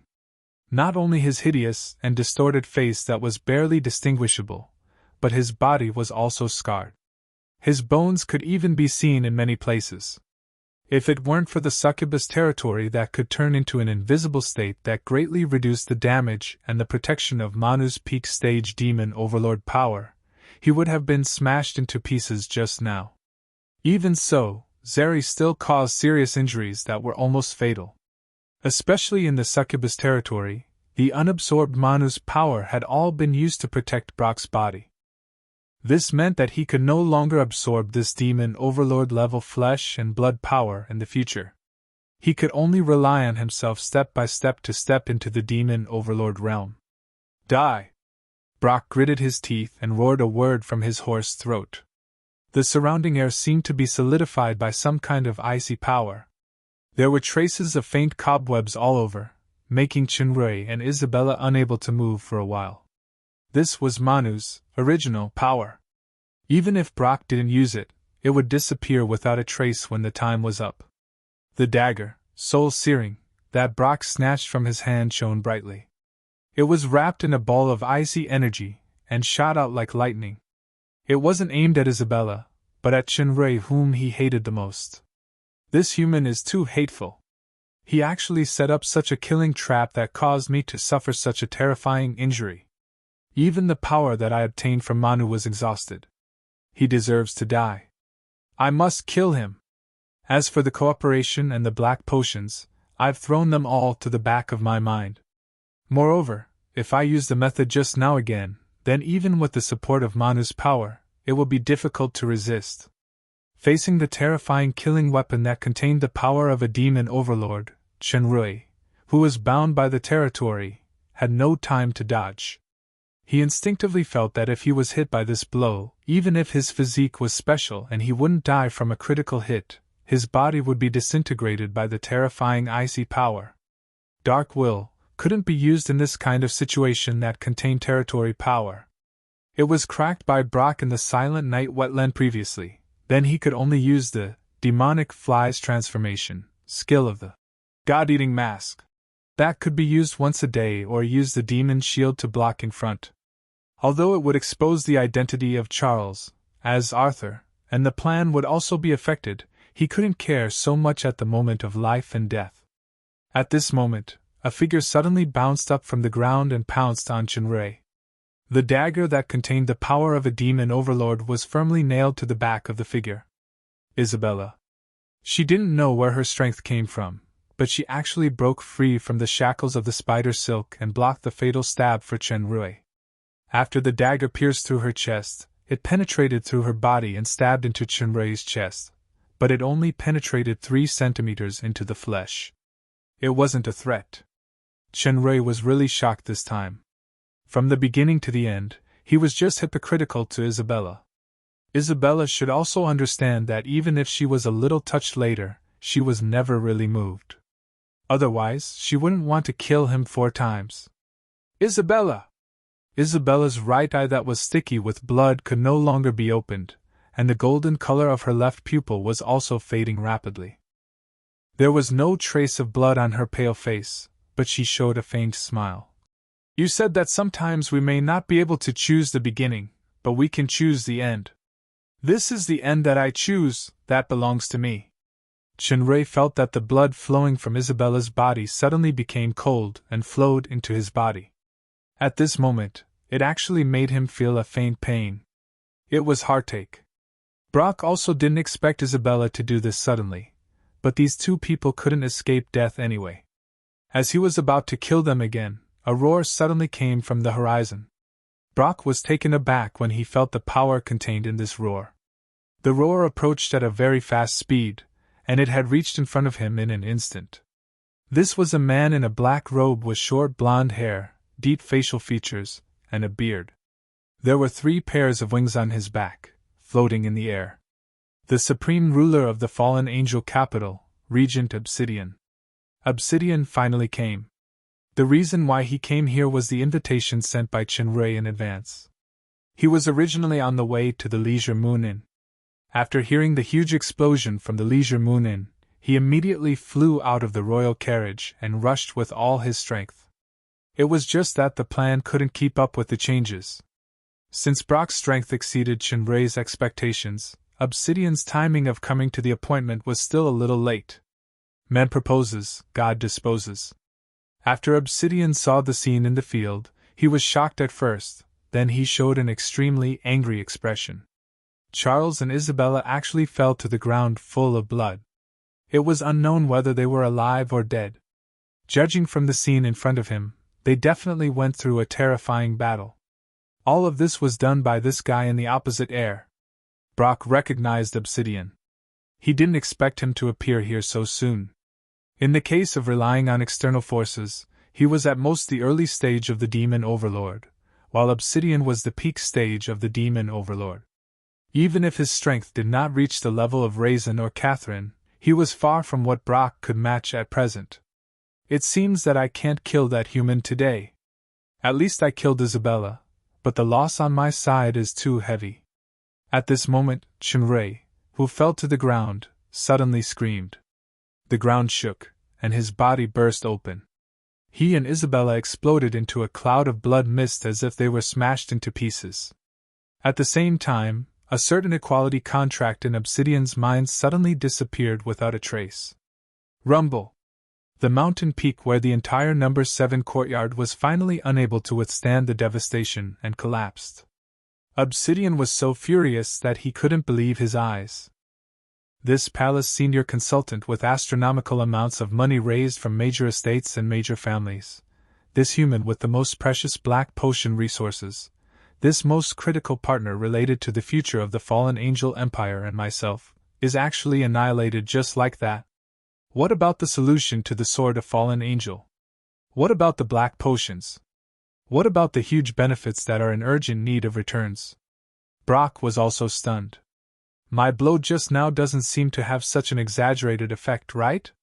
If Brock transmigrated into a netizen browsing a post on a certain forum, then he could reply to the post with the original poster, Chen Rui's explosive effect with a sentence. Although I don't understand why, it looks very powerful. However, Brock had no time to transmigrate at all. He didn't even have time to consider because the crazy murderous vibe from Obsidian had locked onto him tightly. Obsidian's figure flashed and appeared in front of Brock in the blink of an eye. His fist with the black flame hit Brock's chest fiercely. Brock hurriedly turned into the black mist form of the incubus territory. Manu's flesh and blood that hadn't dissipated also turned into thousands of spider silks, entangling Obsidian. Obsidian's body was ignited with the black flame that contained the terrifying power of destruction. It was the Lucifer royal family's bloodline talent, Dark Flame. Wherever the Dark Flame went, the spider silks turned into ashes. Moreover, Brock's incubus territory's black mist form also made a squeaking sound. In the end, it couldn't be maintained, so it had to reassemble into Brock's human form. His left arm below the elbow had turned into charcoal. The talent of Dark Flame had a natural restraining effect on such invisible tricks. Brock could only blame his bad luck. Otherwise, with Manu's strength, he wouldn't be defeated so quickly. Brock didn't have time to care about the injury on his arm. He bit the tip of his tongue and spat out a mouthful of blood. The blood faintly formed a blue and red light gate in the air. At the same time, a huge ice shield blocked in front of Obsidian. Obsidian punched it, and the thick ice shield shattered like thin glass. The fragments were instantly melted by the Dark Flame. At this time, a terrifying, destructive flame breath came from behind again, but Brock couldn't care less. He clenched his teeth and tried his best to rush toward the light gate. If I can't escape now, then dying happily today is an extravagant hope. Obsidian angrily punched in the air and hit Brock right in the middle. The part below Brock's waist burst open, and his flesh and blood were instantly turned into ashes by the black smoke. However, with the impact of this force, half of his body rushed into the light door and suddenly disappeared with the light door. It was unknown whether he was dead or alive. Obsidian didn't expect that the murderer could actually escape from his hands. He only felt a strong depression in his chest that couldn't be vented. He roared angrily, and the regent's angry voice echoed in the sky above the entire capital. Of course, Chunrei didn't die. He just launched a decoy item that was prepared beforehand, then he escaped through the magic item that was prepared beforehand. This item was somewhat similar to the space gate of the water element because the star gate could only be used by Chunrei alone. If it was during normal times, it might not be able to hide from Obsidian and Brock. However, in the situation at that time, Obsidian and Brock couldn't care about some details. The most realistic thing was the disappearance of the equality contract. Therefore, Brock took the blame of killing Charles. Therefore, Obsidian must kill Brock and investigate this matter thoroughly. He would wipe out the Bloodfall's forces in the territory for crazy revenge. For the Dark Moon, it could gain precious time for development if both sides wore each other out. Even if Brock's strength exceeded his estimation, basically, things went smoothly according to his previous plan. Except for Isabella. The capital's devil's snare flower that risked her life to block a blow for him at the critical moment of life and death. Now, this flower was about to wither. Chapter 373. Chunrei held Isabella in his arms. The blood in her chest had frozen, and she was trembling involuntarily. Brock, is he dead? Brock's angry blow contained a bit of the power of the peak stage of the demon overlord. Isabella was now on the verge of death. Her voice was quite weak, but she still did not forget the life and death of her enemy. With Obsidian's attack, he will definitely not be able to escape. Isabella's eyes showed relief. I'm sorry, I'm afraid. I can only return it to you once. Chunrei knew what she meant. She wanted to kill him 4 times. Just now it was cancelled out, but he could feel that it was by no means a simple return. Isabella, not called Innie anymore? Isabella forced a smile. However, this Isabella is the most genuine title I have ever heard from you. Chunrei's heart trembled. Sure enough, emotions can't be faked. The more invested, the more you can feel the authenticity. So, Chunrei kept telling himself that this was just a hypocritical script with a fake and vicious woman acting as an antagonist, but for some reason, his heart still ached faintly. Charles, what are you going to do? Charles severed his cooperation with Bloodfall and escaped by faking his death. He almost lost his foothold in the demon realm. Isabella couldn't understand what he would do. I'm a liar, a simple liar. That's all. Chinrui gently tidied up the hair on her forehead that was stained with blood. Didn't you say that if I'm just a liar, maybe our ending will be different? It's different. Isabella looked at him quietly and didn't ask anything else. Chinrui fed her a bottle of healing potion, but it didn't help. He could even clearly feel that her vitality was passing away quickly. Promise me one thing. If you have a chance to see my nephew in the future, tell him that the Breeze shadow boots have been lost 200 years ago. Breeze shadow boots. Chinrui was shocked. He vaguely guessed that it had something to do with the man Isabella met 200 years ago. He deliberately asked, Breeze shadow boots? One of the 7 great artifacts of the Devil Realm? Isabella's eyes, which were on the verge of collapsing, started to become hazy. That year, the ignorant girl met a human man who was good at sweet talking. She was dead set on him and trusted him wholeheartedly. She did not hesitate to turn against her family and become enemies with her sisters. She even gave him her most precious artifact. It turned out that the Breeze shadow boots had actually fallen into the hands of that human man. Burial's highest divine artifact is actually in the human world? In other words, if Lomont wanted to retrieve the Breeze shadow boots, he could only go to the surface world? Sabrina liked to compete with me since she was young. Even men are like this. However, we were all wrong. Isabella smiled bitterly. This man only has the artifact in his eyes. Even when I took the initiative to offer myself, he was quite restrained. It wasn't until he got the artifact and abandoned me mercilessly that I realized that he actually hated women and liked men. Isabella's smile became more and more bitter. Even her bloody tears came out from her laughter. Even Brock's freezing power couldn't freeze them. It's ridiculous. I, a stupid woman who is willing to give up everything, actually fell in love with such a cold-blooded and ruthless liar. Moreover, even offering myself was disregarded. Chinrui listened quietly. The only thing he could do was to help her wipe her tears carefully. Although he only heard bits and pieces, Chinrui could completely imagine what kind of ups and downs this once pure and innocent Snow Dowlet had experienced in the past 200 years to become the poisonous devil's snare today. Therefore, she hated men, feelings, and even everything. There was only hatred and hatred left in her life. However, from the jerkiness of kissing, it could be seen that under the poison of devil's snare, the fragrance of Snow Dowlet still vaguely remained. You are also a liar. Charles, maybe it's not your real name.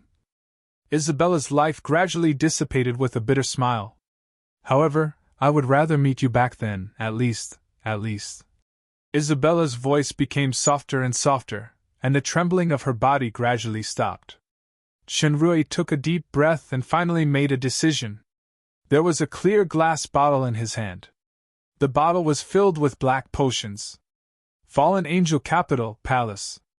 Obsidian looked at the few people kneeling below with a gloomy face. One of them was his most beloved and trusted concubine. It was this concubine who betrayed him and leaked the most secret information that he inadvertently revealed after he was drunk that day. Bloodfall! This force that I have heard of is actually so bold. Their hands are so long. Even the most trusted woman by my side is a member of this organization. Although according to the concubine's explanation, the person from above should be trying to rope in Charles. But no matter what, the death of Charles and Isabella was single-handedly directed by the Blood-Submerged Association. This was not the most critical issue. The most terrible thing was that the large sum of money was all given to Charles. At that time, Obsidian saw with his own eyes that Charles used space magic to keep it in a certain private space. Now that this partner is dead, the money is equivalent to falling into the space turbulence. There is no way to get it back. This is a huge amount of funds raised by Obsidian himself and the major lords and families.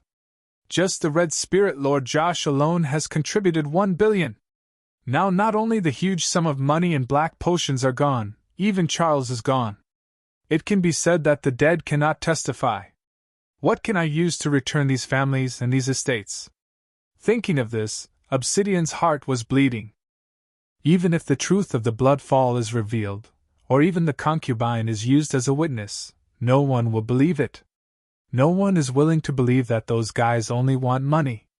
Speaking of which, I blame myself for making a solemn promise, but at that time, who knows that such a thing will happen? Now that the Demon Realm Potioneer contest is about to start, I should first try to raise funds to hold it successfully. As for the money of those estates, I can only try to delay it for a while and think of a way. The concubine stepped forward, hugged Obsidian's leg, kissed his boots, and cried, "Your Highness, please forgive me. I was forced. I will never dare to do it again. I will serve your Highness more wholeheartedly." Before she finished speaking, her beautiful face suddenly burned. In the scream, her whole body was burned to ashes in a moment. Obsidian, who killed his beloved woman with his own hands, had a cold light in his eyes. He gritted his teeth and spat out 2 words. "Bloodfall! Dark Moon City." The residents didn't know that compared with the shocking waves set off by the person from the Dark Moon in the capital, what they were currently discussing was just a small wave. Now, the most disgusting in the Dark Moon was a battle ball game. This ball game was completely different from the previous ones. It didn't refer to the intensity or excitement, but it was a gambling game that could affect the entire Dark Moon situation. At the regular meeting not long ago, Financial Officer Joseph, who was pushed to the edge of the cliff by Princess Royal Shay, finally launched a public revolt. He made a solemn protest to the Sir Lord, protesting a series of sanctions and suppression. It was just that Joseph himself was not trusted in the Red Spirit Estate at the moment, so he couldn't use the Red Spirit Estate's policies as a trump card as in the past. What's more, the current Dark Moon was not the Dark Moon 1 or 2 years ago. After Joseph's protest was ineffective, he finally, helplessly, used his last move, which was to use the Chamber of Commerce he established, all the industries under his name, and the position of the financial officer to bet with Princess Royal publicly. Joseph's bet could be said to be all out. He asked Princess Royal to issue a bet, including the joint Chamber of Commerce, night market, Princess Retail Store, auction house, arena, etc. It was almost all the economic forces controlled by Jia. Jia refused without hesitation. She said that she couldn't use a sloppy method like gambling to decide such a big thing.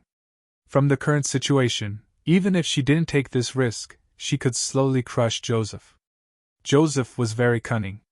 He used the name of the royal family to goad Jia, and he used many means that he had been preparing for a long time. Jia was a little embarrassed, so she changed an excuse. She said that Joseph's bet was too small and couldn't be compared with the assets she had now. This was indeed the truth. If it was 1 or 2 years ago, it was almost impossible. Now, the situation was reversed. Whether it was the initiative or the strength, Jia had the absolute upper hand. At this moment, there was a sudden change. Aguil, who had been standing on Jia's side and was also appointed as the reserve captain of the Imperial Guards, suddenly changed sides. He announced that the Cloak Gang would fully support Joseph's side. Everyone was in an uproar. It turned out that Aguil was actually Joseph's chess piece beside Jia. In this way, Joseph had the arena, night market, and Cloak Gang's properties in his hands.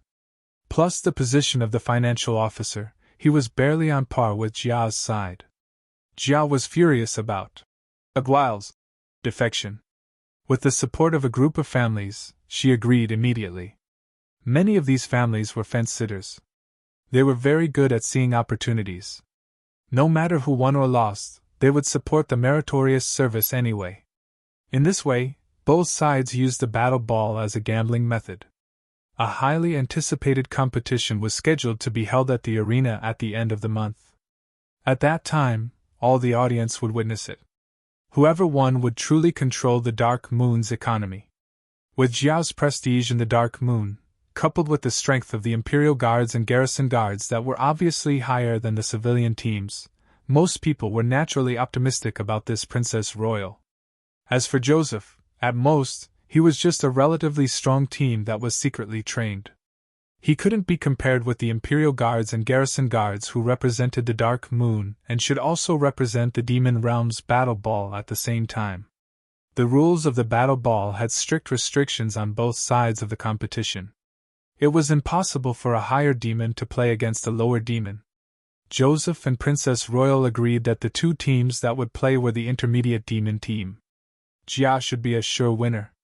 The Dark Moon soldiers and civilians thought so, and so did most of the families. Only Joseph didn't think so.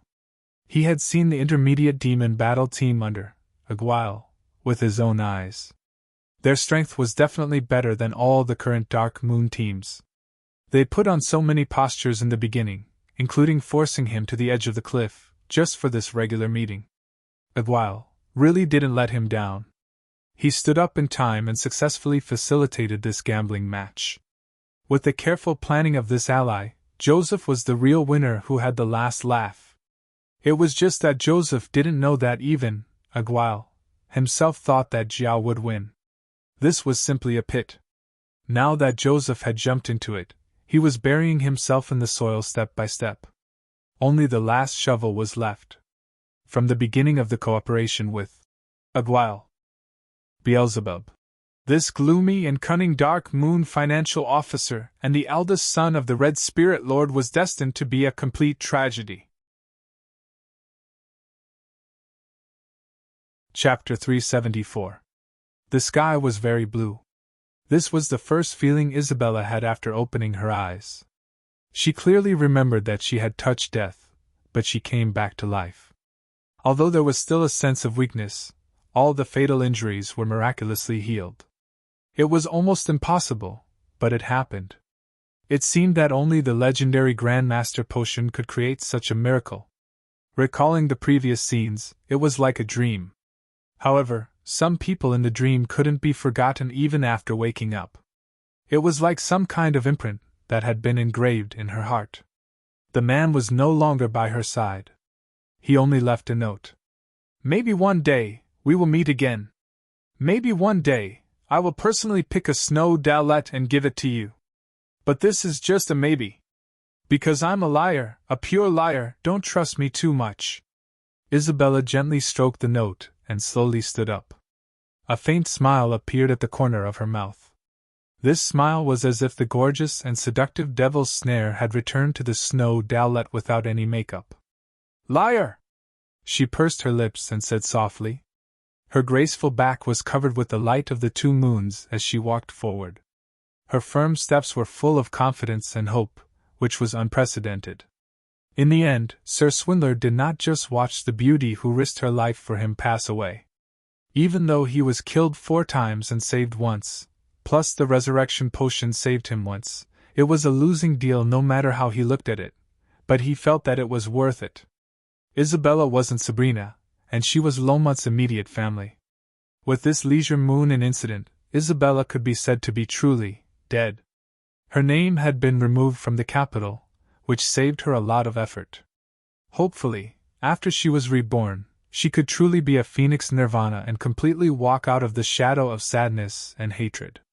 As for the meet again and the snow dowlet, it could be regarded as the hope given by a liar. Perhaps, we will really meet again in the future. Maybe. Chinray calculated the date. Joseph's operation on the Dark Moon should have begun. Just in case, he had to go back.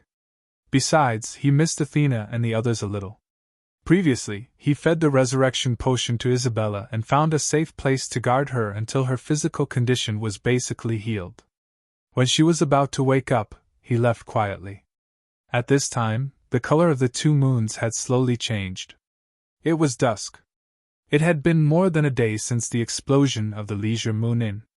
After changing into an unfamiliar face, Chinray swaggered back to the capital and walked toward the carriage station.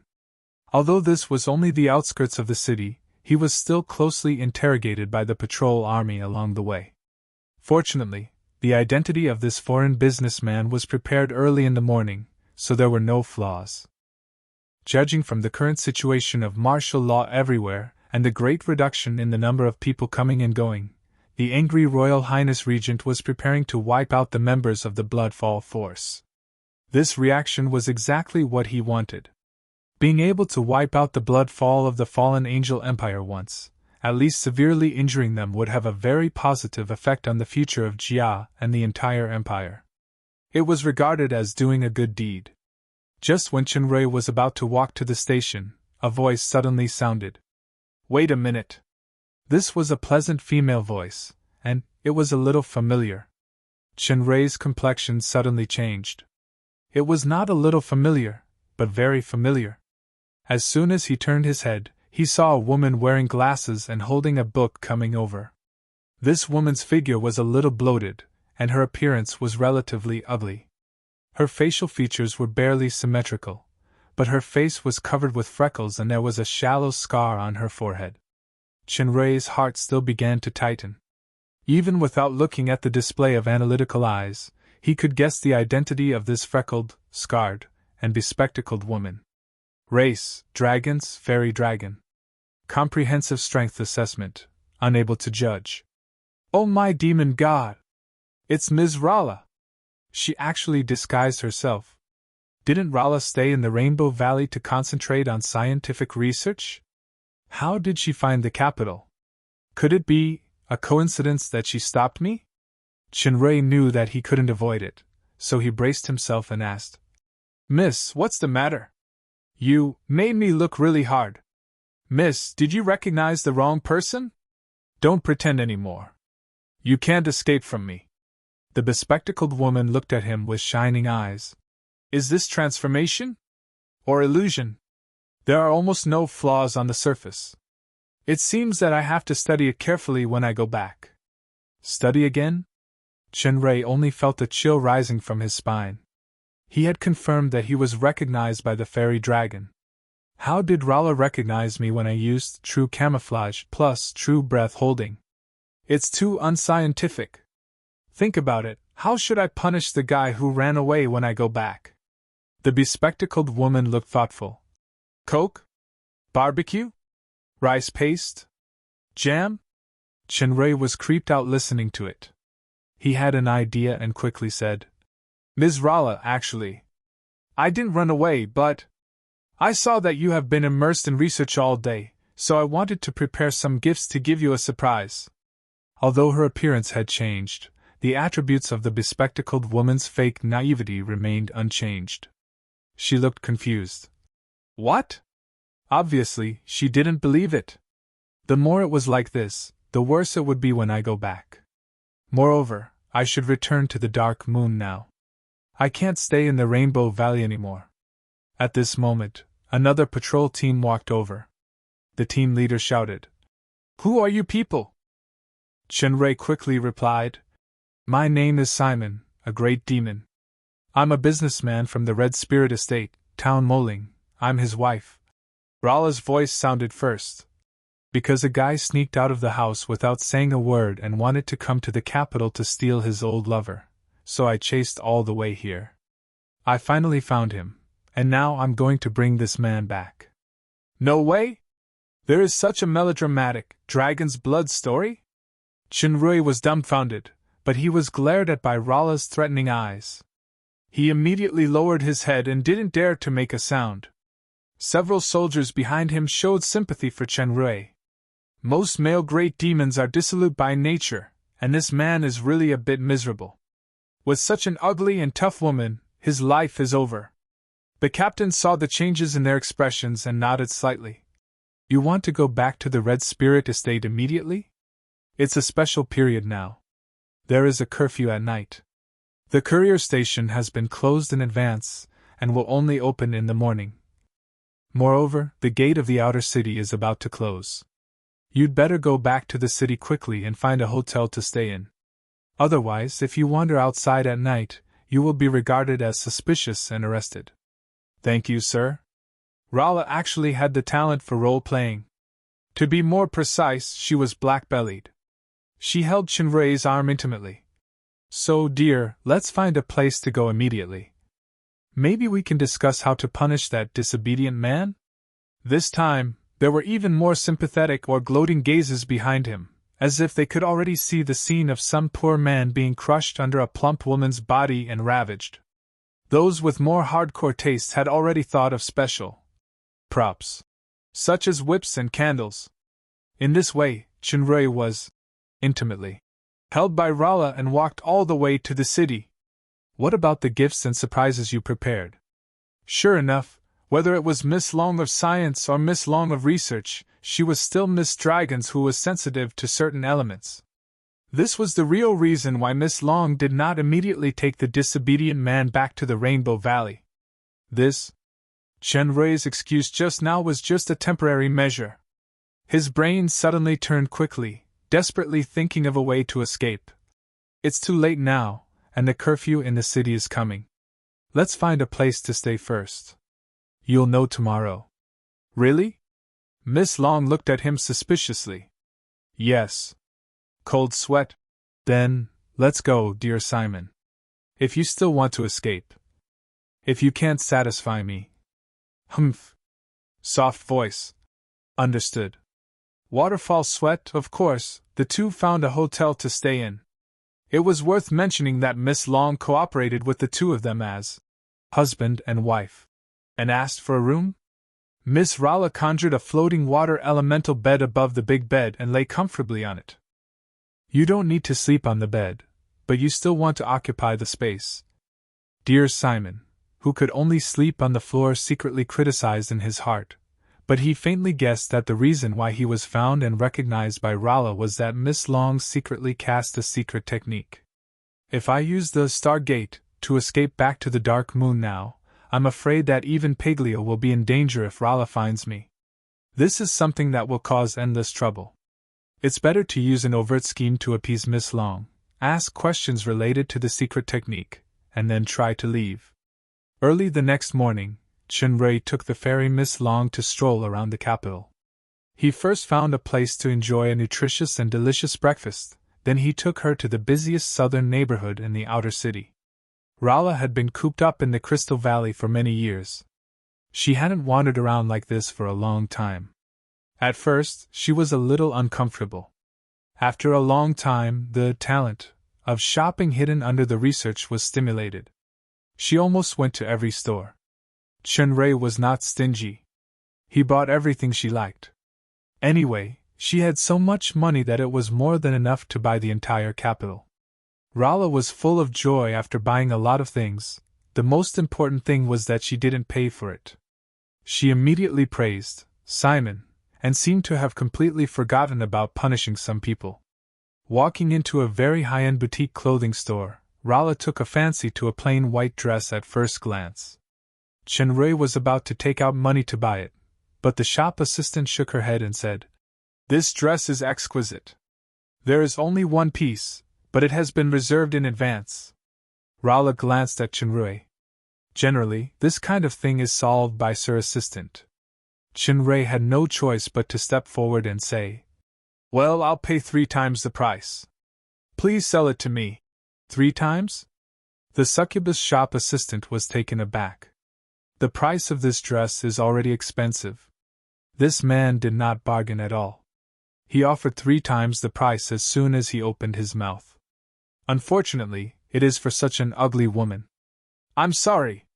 The tone of the succubus seemed to be much more polite. She quietly winked at the rich man. "The customer will come to pick it up later. Why don't you buy that pink one? It's just like the style I'm wearing. It suits my figure very well." With that said, the succubus deliberately straightened her chest and showed her charming figure to the man to belittle the bloated figure of the ugly woman. Of course, Chunrui would not be tempted by this kind of temptation. Besides, Rala's real appearance was much more attractive than this succubus, so he increased the price. 10 times. 10 times. The succubus was shocked. If the person who reserved this dress was not that big shot, she would have definitely sold it. At this moment, a voice sounded at the door. "Weina, is my dress ready?" This voice was also familiar. Chunrui looked back and saw Crobolus with green hair and a green crystal between her eyebrows. "The person who reserved this white dress is Miss Long Emerald. Don't you remember that she likes shiny gold or silver clothes? Why did she suddenly change her taste?" Chinray suddenly remembered that Crabalus was the widow of the blue dragon, Rainieri, and Rainieri was killed by Ralla back then. Compared with Paglio, Ralla was Crabalus's biggest enemy. "Hey, your dress has been bought by me for 10 times the price." It was Ralla who spoke, but from her tone, she didn't seem to know Crabalus at all. Crabalus and Ralla looked at each other. There seemed to be sparks between their eyes. She snorted coldly. "Who are you? How dare you rob my stuff?" "Rob?" Ralla's eyes were a little bright. "Yes, you are right. I like this word." Crabalus was taken aback. In the capital, she was a domineering existence. Only she robbed others, and no one dared to rob her. Unexpectedly, there was an ugly woman who dared to touch a tiger's butt, a dragon's butt today? Humph! What a big tone. Emerald Miss Long instinctively felt that the other party's breath was not simple, but she refused to show weakness. "Now hand over all the money on you, and I may consider letting you go with your underwear." Ralla's freckled face suddenly smiled. "This is what I want to say. If you want to run naked, I don't mind robbing your underwear too." Chinray was embarrassed at the side. The two, are more ruthless than the other. Generally speaking, when heroes meet heroes, they appreciate each other. These two female robbers are at odds with each other as soon as they meet. Could it be that the same sex repels each other? Is this Madame Crabalus? My name is Simon. I come from the Red Spirit Estate. I have the honor to see Madame's elegance. Chinray hurriedly stopped Ralla and said, "This is my wife. She doesn't know Madame's reputation. Please forgive her. I will buy this dress for you as an apology." "Okay." When Emerald Miss Long heard that it was a free dress, she agreed without thinking, then she showed suspicion. "She is your wife?" Crabalus could see that although this woman was ugly, she faintly made her feel a kind of fear in her heart. It was absolutely extraordinary. Otherwise, she would have been furious long ago. This man is obviously just a higher demon. How can he have such a wife? Could it be that his body and property were forcibly occupied by this ugly woman? Humph! Ralla suddenly looked unhappy. Although she understood that they were just pretending to be husband and wife, she felt very uncomfortable when she saw the man buy a dress for this passable woman. "No, this dress, this miss must have it." Chapter 375. Chinray felt Ralla's warning eyes, and he really wanted to pick up the microphone and sing Dilemma. Perhaps he should just let it go and let these two female robbers have a murder case caused by a dress. After thinking about it, he decided to calm Emerald Miss Long. "Thank you for Madame Crabalus's tolerance. Madame's breadth of mind is comparable to the brilliance of the two moons. However, I remember that when I first saw Madame, you were wearing a shiny silver dress. It was shiny and tasteful. Why do you suddenly like this kind of dress? Why don't I give Madame that dress instead?" Crabalus looked at Chinray's finger. It turned out to be a silver robe inlaid with special crystals. The price was more than 10 times more expensive than this dress. She immediately nodded with her eyes glowing. "Okay, since you are so kind, I can't refuse. I want this too." "Want too? The greedy dragon clan, can't you be a little less greedy?" Chinray was quite speechless. Crabalus raised her eyebrows at Ralla in protest, but she still explained to this sucker, who was willing to pay. Simon, it seems that you are also a tasteful person, but the white dress was worn by me when I attended a friend's funeral, or 2 friends, my only 2 friends." Speaking of this, Crabalus's eyes showed sadness. Chinray could see that she was really sad, and her face was much more haggard than usual. Hearing that the Emerald Dragon also included Charles in the category of only friends, Chinray felt apologetic in his heart.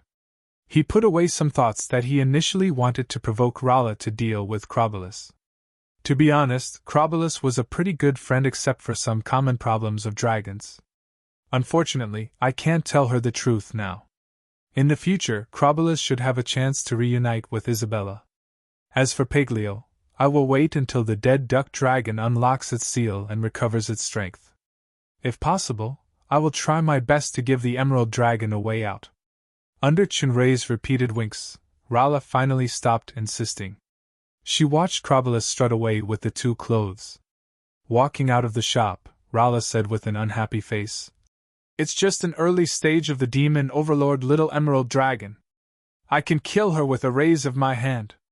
Are you fawning on her like this because you like that flashy and arrogant woman? Humph. My beauty and inner qualities are 100 times better than that superficial woman. Can't a blind man see?" If Chunrei pursued Rala now, the fairy Miss Long would definitely list many reasons to shake her head and refuse. But once others showed possible affection or interest in other women, the fairy Miss Long felt strongly indignant. Chunrei didn't expect Rala to see through Krabalas' true identity at a glance. He quickly shook his head and said, "I heard that this woman is the capital's palace senior consultant. I just don't want to cause unnecessary trouble. Besides, you heard it. That dress is simply for a funeral. Let's go. We've been shopping for a long time, and I'm hungry. I have booked a seat at the best restaurant. Let's go for lunch." While enjoying the food and listening to Chunrei's stories, the fairy dragon quickly forgot the unhappiness just now. Next, Chunrei accompanied her around for the whole afternoon. The dinner place in the evening was the Mirror Lake Manor near the northern suburbs. Originally, the best environment was the Leisure Moon Inn in the southern suburbs, but after the accident the day before yesterday, the Leisure Moon Inn had changed beyond recognition. Especially the mountain peak where the 7th courtyard of the elegant residence was located had collapsed. The Mirror Lake Manor was built by the Little Mirror Lake on the outskirts of the city. The room where Chunrei and Rala were located was the best position facing the Little Mirror Lake, so the price was naturally not low. Under the soft light, Rala enjoyed the food and watched the scenery of the lake. She felt very comfortable. How many years has it been since I'm so relaxed and happy? Not only that, there is also a feeling that should be called romantic. It's the first time I feel it. And I'm even with this man? Knowledgeable, capable, intelligent, loves research, gentle, careful, considerate, good at taking care of people. Rala listed the advantages of this guy one by one. She suddenly felt that it seemed that she had only met such a it could be said that she had a little affection for a man who was more suitable for her in 10,000 years.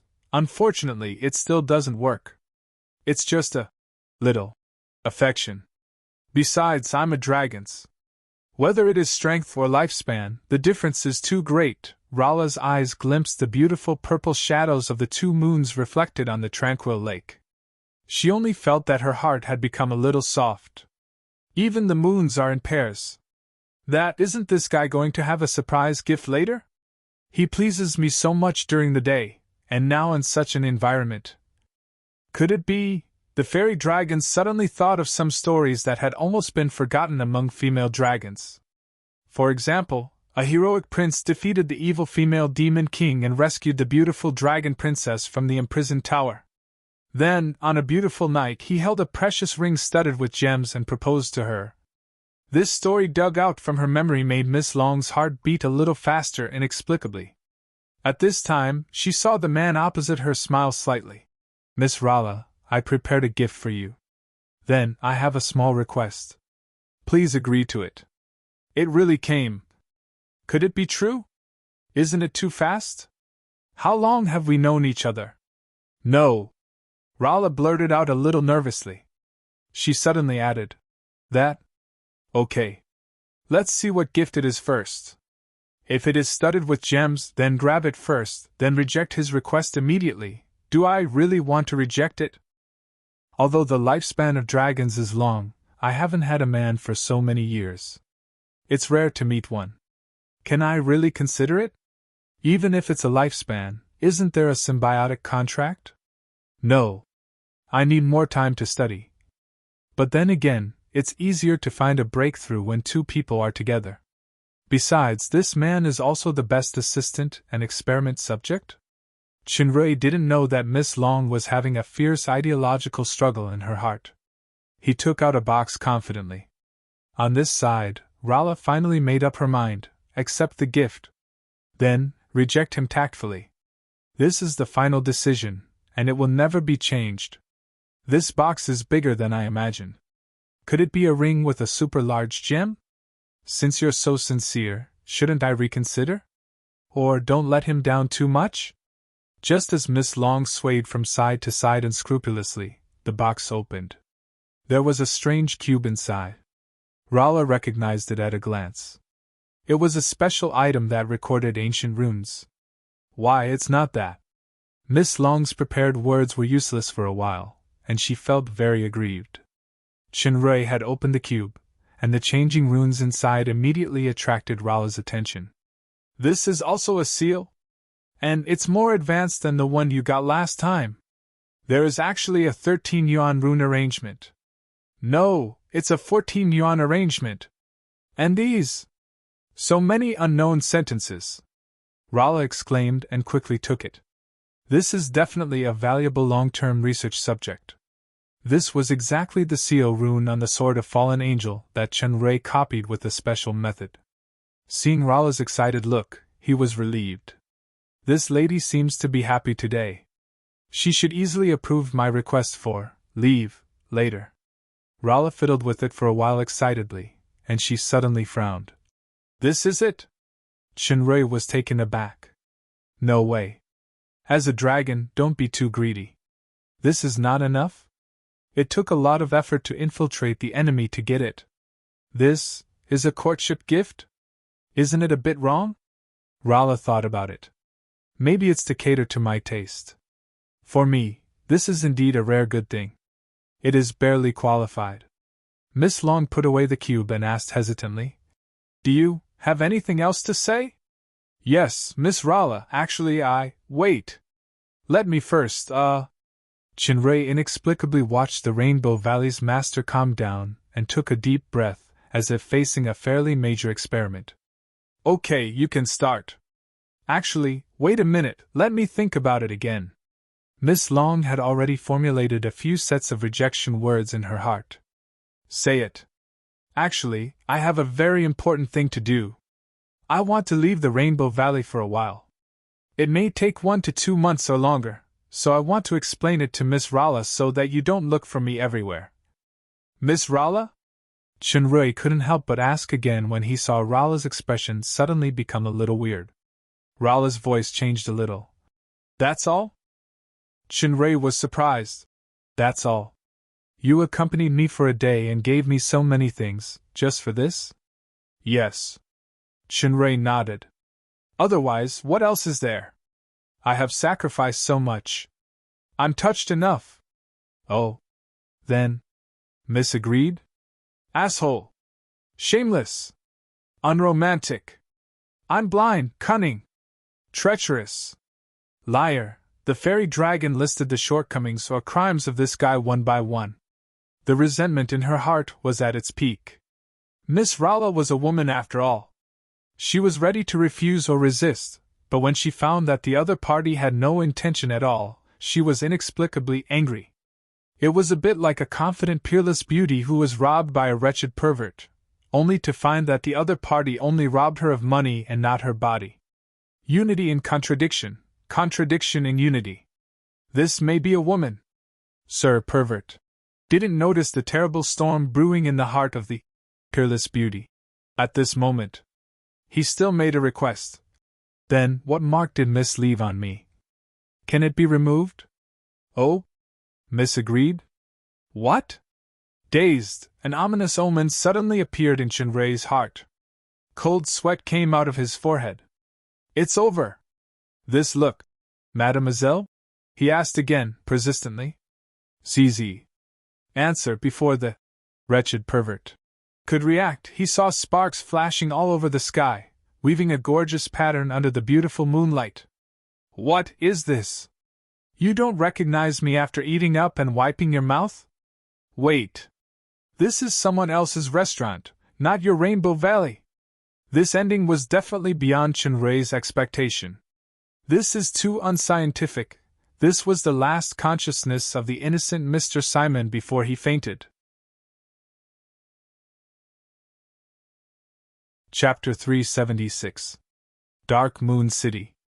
The attendance rate of the ancient arena once again set a new record.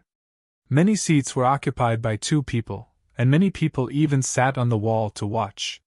It was not only because the upcoming Battle Ball game was completely free, but also because this game would be related to the future fate of the Dark Moon. The 2 sides of the game were Princess Royal Jia's Dark Moon Elite Team and Joseph's Red Cloak Team.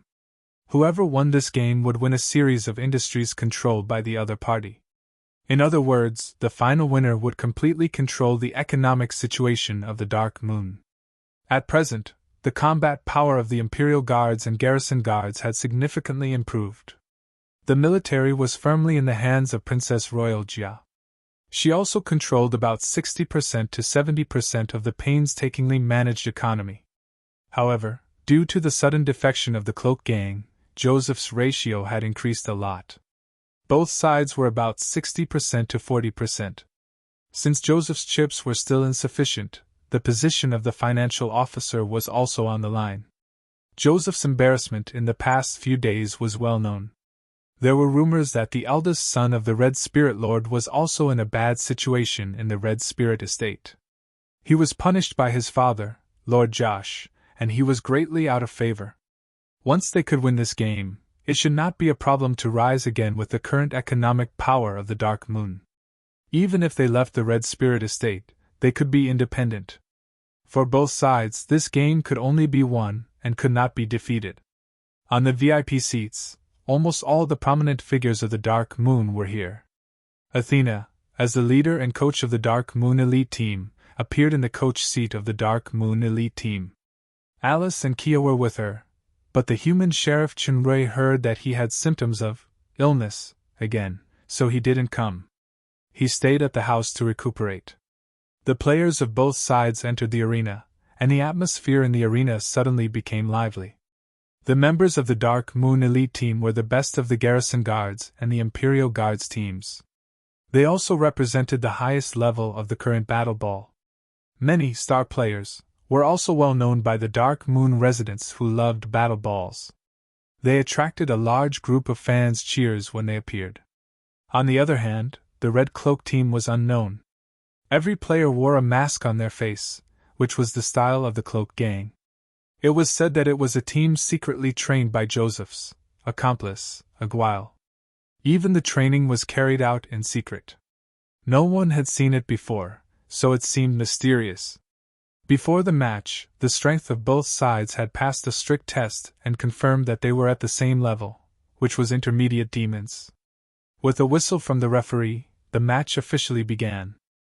The first attack of the Red Cloak Team turned out to be a direct shot from the center line after serving the ball. This was a special game ball that could absorb power. Moreover, the arena's stadium was attached with gravity. The strength and accuracy of this kick were quite amazing. The battle ball was like a magic crystal cannonball that had been fired.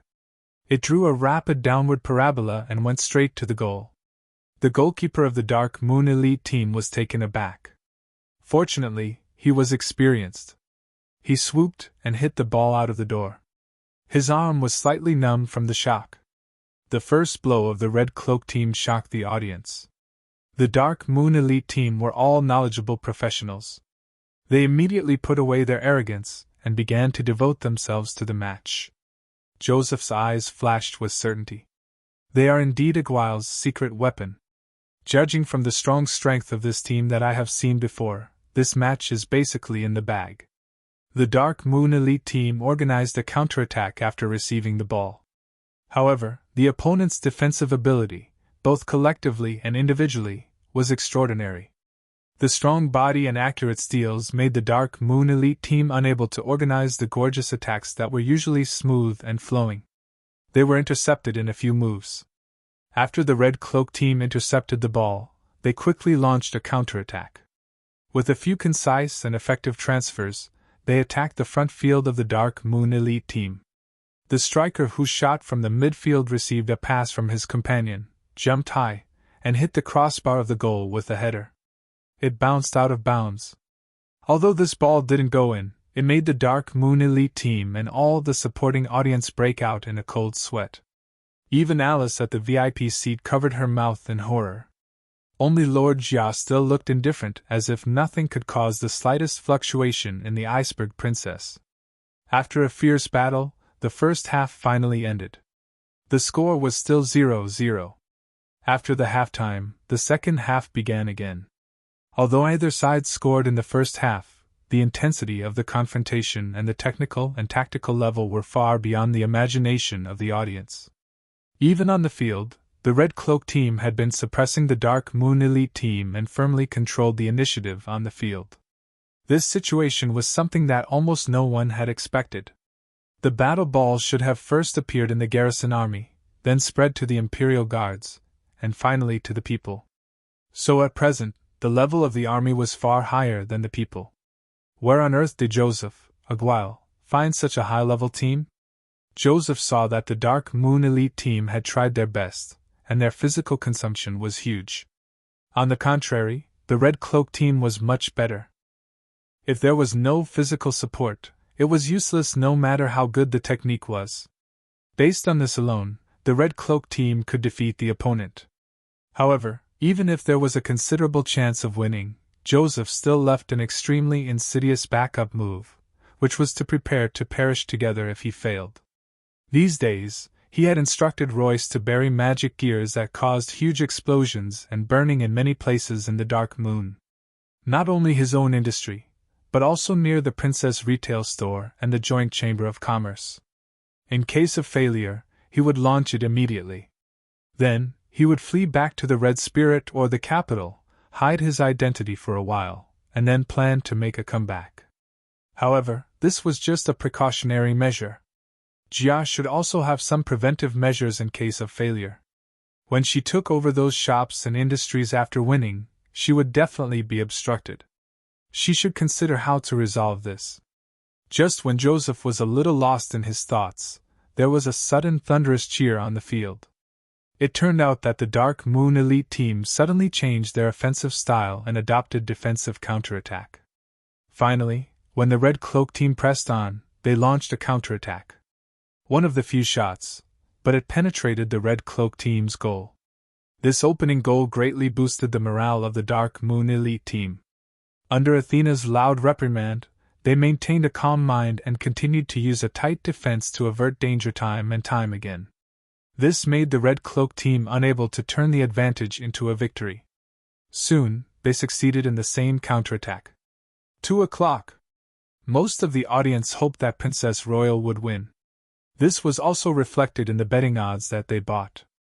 The current score made the audience cheer wildly.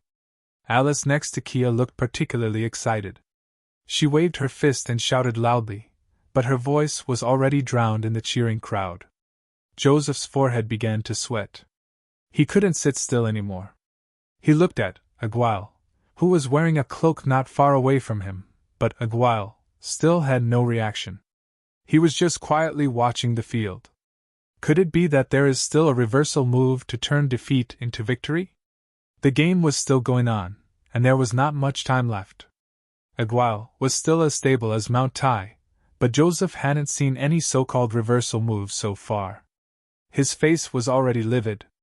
Am I really going to lose? It is obviously a good game for sure. Could it be that Aguile deliberately? Why? Could it be that the Beelzebub royal family has turned to Jia, this fallen Princess Royal? Impossible! A cold light flashed in Joseph's eyes. It seemed that he didn't want to see the result of failure. He suddenly got up and turned away. Alice in the coach's seat was watching the game happily. Suddenly, someone came to her side and handed a note. Kia stood in front of her vigilantly. She took the note and glanced at it. She frowned slightly and showed a thoughtful look. Then, she handed it to Alice. When Alice saw the note, she looked very surprised and a little happy. She looked at the field reluctantly, but she finally got up and walked toward the passage. Athena was concentrating on the game and didn't pay attention to these, but Kia followed closely. Alice walked out of the noisy arena with Kia and came all the way to an empty house in the eastern neighborhood. Strange, didn't Brother Chenrui say to wait for me here? Alice asked with a pout and looked at the note again. It's here, right?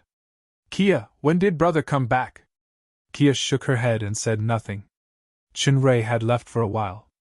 Logically, he should be back soon, but this note said that there was an important matter instead of saying that he had returned from outside. I'm afraid it's not right. Moreover, even if Chinray really returned to the Dark Moon, he would not meet Alice first, let alone choose this place. However, Paglio and Delia were both in the Dark Moon now. In case of any situation, he only needed to crush the magic dragon scale given by Paglio, and the poison dragon would arrive immediately. There were footsteps outside. Alice ran out happily to take a look, and her movements suddenly froze. This person was not Chinray, but Joseph. Joseph's habitual smile was gone. He put on a cold face. Little Princess Royal Highness, sorry to keep you waiting. What do you want? Alice asked vigilantly and slowly retreated to Kia's side. Nothing, I just want to take you away. In fact, I have admired Little Princess Royal Highness for a long time. This time I can fulfill my long-cherished wish. Kia guarded Alice behind her and shouted. Joseph, how dare you? How dare you speak dirty words to Little Princess Royal Highness? Joseph's face twisted and looked particularly hideous. Anyway, I will have nothing after the game is over. Princess Alice, my little baby, don't be afraid. I will make you comfortable every day in the future. Alice clenched her teeth and said, Shut up! Get lost right now! Otherwise, when my sister comes, you will be dead. Do you think Jia will definitely win? She only got the news of the Dark Moon that has become a ruin and your sister's disappearance. Joseph shouted hysterically. I have sent a signal to let Royce activate all the magic gears buried in the Dark Moon. By then, the Princess Retail Store and the night market will all be turned into ruins. Even the useless human you like, I have sent someone to greet him. You will see his body being tortured to death in a while. On the surface, Joseph once pursued Jia, but in fact, he had always coveted Alice. He even detected Alice's thoughts on the human sheriff. What should I do? This bastard is too vicious. Even if I die, I won't fall into his hands. Alice bit her lip and tried not to cry. Kia asked calmly, Are you sure you informed Royce? Are you sure you sent someone to the sheriff's house? If the person who initiated is Royce, then there is no need to worry at all. As for the assassin sent to the sheriff's house, I'm afraid he will be miserable. Humph. Bitch, don't even think about delaying time. Although I don't like women like you, I don't mind giving you to my men to ravage. Joseph reached out and grabbed Alice. Alice was just an intermediate demon. As for Kia, apart from a little charm, she had no combat power at all. With his strength close to the peak stage of Demon King, he could easily capture her. Suddenly, Joseph felt an extremely dangerous feeling in his heart. It actually came from the succubus maid who had no combat power at all. Before he got close to Alice, he felt that his eyes were filled with fire. His whole body was wrapped in flames. The breadth of this flame was far beyond imagination. It was actually Demon King level. No, this power is probably the peak stage of Demon King. This maid, Kia, who has always been low-key, is actually a powerhouse at the peak stage of Demon King. She is stronger than Athena, Kagiran, and even Old Gauss. Of course, Joseph didn't know that Athena was already a great Demon King. Joseph secretly thought that he could only put all his eggs in one basket. Even if he didn't have those dirty thoughts, he had to capture Alice to threaten Jia. He immediately shouted and transformed into his combat form. His body was ignited with raging flames, and there was a sickle in his hand. It emitted a strong airflow and slashed the flames that were wrapped in flames. Joseph just slashed the flames, and he felt a sharp aura approaching his body. He tilted his body abruptly, and his shoulder seemed to be slashed by a sharp blade, bringing out a clump of blood. Then, the sharp aura rushed over. Wind blades! And there are so many of them! Wind and fire magician! Joseph had a shield in his hand to protect his vital parts. He continued to rush forward. There were continuous cutting sounds, and the shield was torn apart. However, He was already close to Kia. Magicians are most afraid of close combat. Even if I have to pay a certain price, I have to kill this dangerous woman. However, the speed of Kia's magic casting was far beyond his imagination. Before he got close, a huge fireball came head-on. Joseph couldn't avoid it. The sickle turned into a sharp stream of light and slashed down with all his strength. He intended to cut the fireball and Kia in half. Just as the sickle touched the fireball suddenly exploded with countless electric arcs. Joseph's whole body shook violently, and his movements suddenly became stiff. Then, the fireball burst open. Joseph, who bore all the power head-on, was shocked by the huge impact and fell to the ground far away. He had already suffered a heavy blow. Before he could stand up, Kia's chain of fireballs arrived again. In the continuous explosions and tremors, Joseph was completely defeated. He fell to the ground with bruises all over his body, and he could no longer get up. Wind and fire compound magic. These two magic elements are incompatible, and it is almost impossible to successfully combine them. Even his father, Josh, may not be able to do this. This Kia can actually cast it against the norm. By the way, Reyes has received the signal for so long. Why hasn't he launched it yet? Perhaps it is because he is about to die. Joseph's heart suddenly had an unprecedented clarity. In an instant, he seemed to understand many things. Could it be that even Reyes is? It turns out that it is a trap from the beginning to the end, and I can't wait to walk into it and personally block my retreat. Why Igual? No matter what, this time, it was a true defeat. Completely, thoroughly, in shock and despair, Joseph's vision became more and more blurred. Chapter 377. Although Joseph's breath was getting weaker and he was on the verge of death, Kia was experienced. She didn't dare to relax at all. She cautiously cast a binding magic before she was relieved. Kia, you're so powerful! Alice's eyes were filled with surprise. She stepped forward and hugged Kia. Someone told me to protect his little princess well? Kia smiled slightly and glanced not far away. In the direction of Kia's gaze, Delia's figure was gradually disappearing. It turned out that Delia had been disguising her face and staying by Athena's side. She had always been meticulous. When she saw Kia and Alice leaving, she followed them just in case. Sure enough, she discovered the situation. However, Kia had the ability to solve it herself, so she naturally wouldn't intervene. His little princess? Alice's face suddenly blushed, and her heart was warm.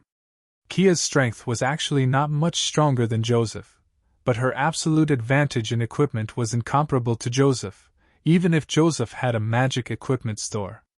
The red string bracelet on the succubus maid's wrist alone was a legendary grade magic accessory made by Chinrei himself. It was once famous in the Shadow Empire Masters Tournament, Momentary Beauty. It increased all magic attack by 42%, increased casting speed by 35%, accelerated spirit power recovery speed, and came with a defensive magic shield. It was precisely because of that tournament that the style of red string bracelet began to become popular in the demon realm, but no one knew that the set on the wrist of the Dark Moon's little maid turned out to be the real thing. As for the compound magic of wind and fire, it was the experience that Chinrui brought from the fairy dragon Rala. Kia had experienced ups and downs and knew the dangers of the world. She had made up her mind to become stronger long ago. At least, she couldn't be a burden to Chinrui. Therefore, she also trained hard in private and finally mastered some of the wonders of compound magic.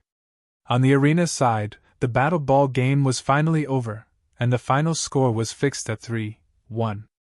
After the opponents scored 3 goals in a row, the Red Cloak team finally got 1 goal back, but it was too late to change the result. The audience in the arena cheered in unison. Jia took the opportunity to make an inspiring speech and announced a series of comforting and favorable systems. Driven by some people, the audience's mood reached its peak again, and the audience shouted, "Long live the Princess Royal!" The sinister traps that Joseph originally set up to perish together had long been removed by Royce and his men one by one. After this battle, The Dark Moon had completely returned to the control of Jia. Some families who were originally close to Joseph also expressed their surrender. It could be said to be a complete victory. Looking at the cheering crowd, Jia recalled the hardships of being controlled by others when she first took over the Dark Moon, and all these years. She felt like she was in a dream. The entire estate was finally firmly in her hands. It was all because of the changes brought about by that man. The Dark Moon was just the first step of his plan back then. There was still the capital, and the entire empire. Judging from the current situation, fulfilling his father's dying wish was no longer just a dream. Hasn't he come back yet? As soon as she returned to the palace, old Gauss immediately reported to Jia the news that Alice was tricked by Joseph's trick and was almost kidnapped. Jia was taken aback and secretly blamed herself. Her attention was all on the competition just now. She didn't expect Joseph to have such a vicious plan. She almost made a mistake. Fortunately, Kia was there, otherwise the consequences would be unimaginable. At present, Joseph had been killed by Kia. He escorted Alice back to the palace hall, and was waiting for orders. Jia walked quickly to the hall and saw the little loli talking and laughing with Kia there. She immediately blurted out, "Alice! Sister!" Alice quickly jumped over when she saw Jia. "I'll settle the score with you later." Although she was very worried about her sister, after seeing that Alice was safe with her own eyes, the majesty of the Lord's sister was displayed again. The little loli had long been accustomed to it. She stuck out her tongue and made a face, but she didn't make a sound. Jia set her eyes on Kia. The succubus maid still had a submissive look, but she didn't know how much respect she had in her heart. For a long time, Jia still had a little prejudice against Kia in her heart. Even after learning that Kia had no problem, it was still the case. Perhaps this prejudice was more because of the ambiguous relationship between a man and the little maid. To be more precise, it was the jealousy in Princess Royal's heart that she didn't want to admit. "Kia, thank you." There was no promise of rewards, only this verbal gratitude. Although it was still in a cold tone, the succubus maid could feel the sincerity of Princess Royal Highness. She smiled and said, "This is what Kia should do because little princess is a very important person to Kia." When Kia was sent by Sabrina to the Dark Moon to be an undercover agent, she was seen through by Jia. She even put on the anti-magic ring and was under surveillance. Only Alice didn't regard Kia as a suspicious person. She regarded her as a personal maid like a true friend. For Kia, who had been bullied since childhood and had no friends, it was a rare warmth. This was also the biggest reason why Kia had been willing to follow Alice. Jia took a deep look at Kia, and there was a hint of warmth in her indifferent eyes. She bowed her head to show a salute. "Then, please continue to take care of Alice in the future, please." Kia's eyes lit up, and she finally began to bow back seriously. She looked at Alice and smiled knowingly. This was a good start. It represented that the relationship between Jia and Kia was gradually breaking the ice. For a lord, it was the biggest joke in the world to have a good relationship with a maid, but from a woman's point of view, especially from the point of view of a man's woman, whether it was a lord or a princess, it was probably no better than a maid. This may represent a certain critical change in Princess Royal Highness's mind. If a certain damn man was here, he would definitely cover his mouth and snigger proudly. The next day, Jia officially announced the new appointments. The former acting sheriff, Athena, officially served as the sheriff and the commander of the garrison guards. Sheriff Chenrei was changed to the financial officer. Due to physical problems, Old Gauss temporarily took over the position. The West Road Defense Force was promoted to the Defense Force, which became the Third Army of the Dark Moon. The commander was the heir of the Seifel family, the former mining officer Tim. The original position of the Imperial Guards Reserve Captain, Aguil, remained unchanged. He was also the military supplies officer. The rest of the families had their own rewards. The most unexpected thing about this appointment was Aguil. Didn't this guy betray the Princess Royal and turn to Joseph? Why is he still valued by Princess Royal after Joseph's downfall? Many quick-witted people had already guessed that Aguil, who had always been Princess Royal's right-hand man, suddenly defected to Joseph at the regular meeting. It should be Princess Royal's instruction, but it was a bit unbelievable that Joseph would actually believe it. There must be some unknown secret in it, but it was certain that Aguil must have played the most critical role in this battle. As for Joseph's crimes, they were made public, including the serious crime of attempting to kidnap the little princess. His corpse was sent back to the Red Spirit estate. The little princess was a royal family member, and the lineal descendant of the Lord of Midnight Sunday. Joseph's crime could be said to be unforgivable. Even the Red Spirit Lord couldn't cover it up. According to the convention, Josh must also publicly apologize to the capital and apologize to Alice. Not only that, Jia had received feedback from the capital. The Empire's large and small estates and the capital's major families had all raised funds to Obsidian, and the mysterious Charles mysteriously disappeared after arriving at the capital not long ago. There was also a relatively secret news. The financial advisor, Isabella, who had the reputation of the capital's flower, died unexpectedly. At the insistence of her friend Crobolus, a secret funeral was held. It was unknown if it was related to Charles. The cause of Charles' death was actually blocked by Obsidian for fear of causing chaos. But the truth couldn't be contained, especially the elder families who were extremely sensitive to the capital's movements. Although Obsidian was the only witness present at the Leisure Moon Inn at the time, many elder families still had suspicions. Didn't Charles have an affair with Isabella? Judging from the serious destruction of the Leisure Moon Inn, I'm afraid that there was a terrible battle at the time. Even Isabella died, then Charles. Obsidian insisted that Charles had safely escaped to the human world. There was no way to verify it anyway, but even Crobolus faintly guessed that the human was in danger, let alone the old elder families. At present, many people's attention was attracted by the mysterious organization that was being wiped out wantonly. However, those who were observant could feel that a terrible storm seemed to be slowly brewing in the capital. Perhaps it was not just the capital. Judging from this situation, Chunrei's plan had succeeded. Although the human did not return to the Dark Moon as planned, and although she was puzzled by the legendary demon emperor level strength of Charles, Jia did not delve too much into it. Instead, she started the next step of the plan step by step. This was the most important thing. For a time, rumors spread in the capital and everywhere, mainly about Obsidian. They said that the Royal Highness Regent used unscrupulous means to amass money. In the name of the potioneer contest, he extorted and defrauded a lot of wealth from various estates and families.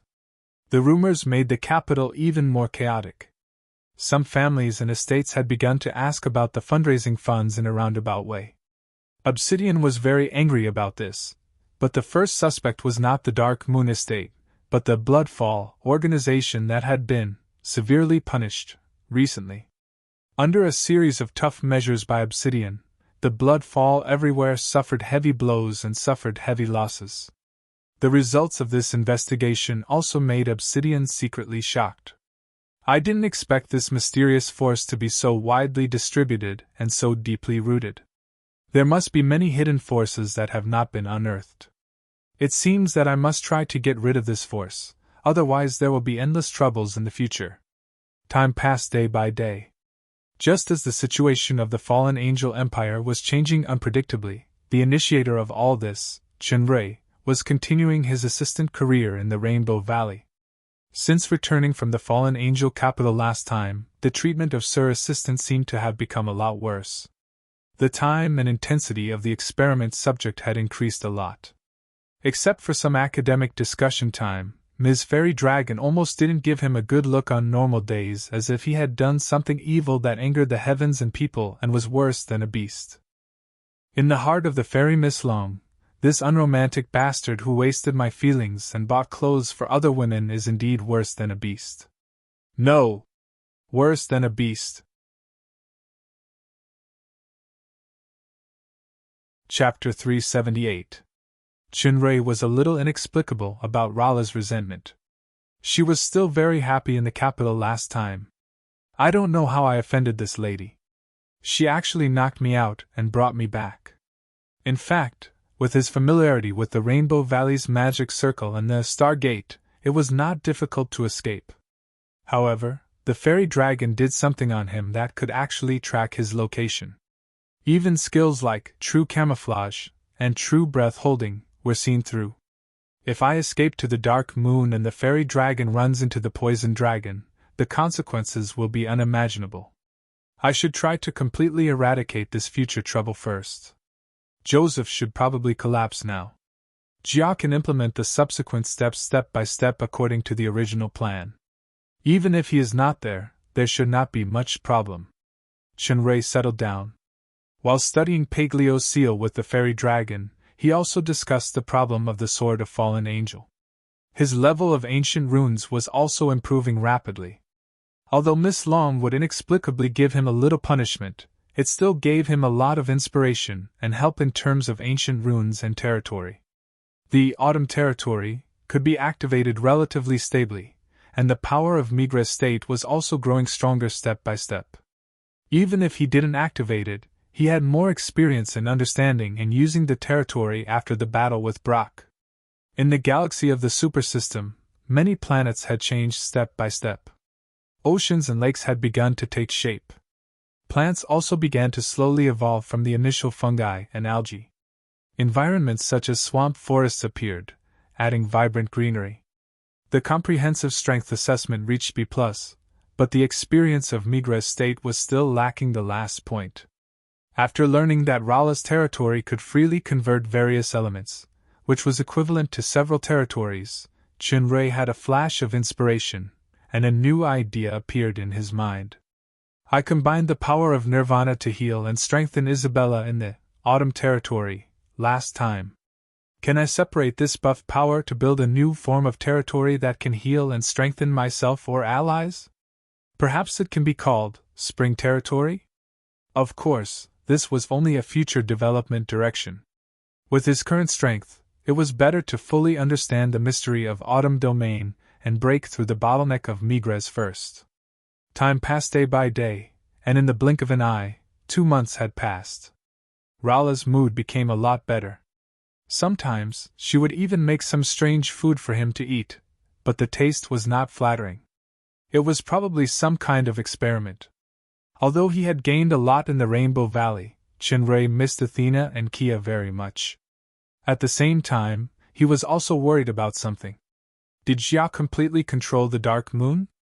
How much did Obsidian hurt blood fall? How to deal with the rumors?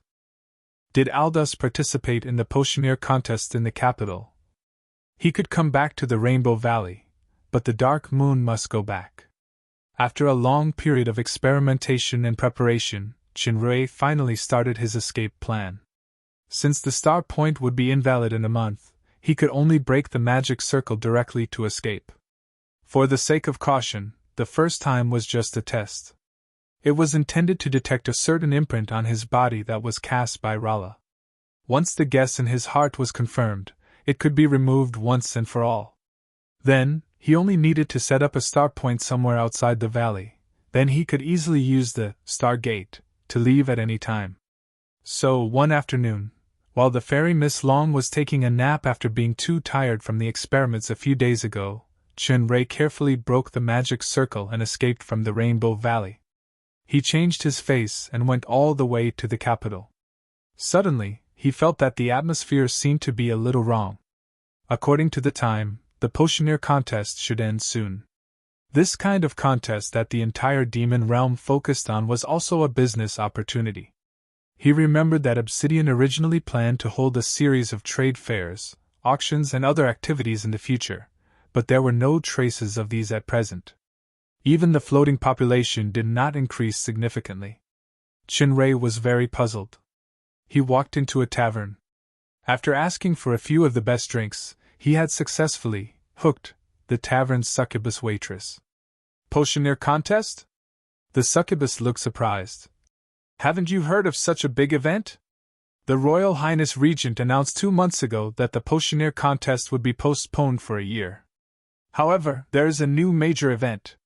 The Red Spirit Estate has been approved by the Royal Highness Regent to join forces with the Blue Lava Estate to launch a war of lords against the estate. At present, the coalition forces of the Red Spirit Estate and the Blue Lava Estate are approaching the Dark Moon. What? Shinrui was shocked. War of Lords. According to the practice of the demon realm, when some contradictions between the lords are really irreconcilable, they can be solved by force. However, because it is an internal struggle of the empire, the emperor's special approval is required. Generally, the capital will also send a special envoy to strive for the final mediation. In case the mediation fails, the role of the envoy will become supervision to avoid excessive casualties. Generally speaking, even if one party wins, they can't kill the lord of the losing party. It should be handed over to the capital for the final ruling. The loser will have to cede the land and pay reparations, or even be imprisoned. The reason why the Red Spirit Estate launched the War of Lords was that the Dark Moon's Lord Jia conspired to kill Joseph, who was the financial officer of the Dark Moon, in order to seize the estate of the Red Spirit Lord's eldest son and also the estate's heir, Joseph. Judging from this reason alone, it could indeed be a condition to launch the War of Lords. However, this was simply turning black and white upside down. First of all, the reason for Joseph's murder was a distortion of the facts. Joseph took the initiative to propose the bet at the regular meeting.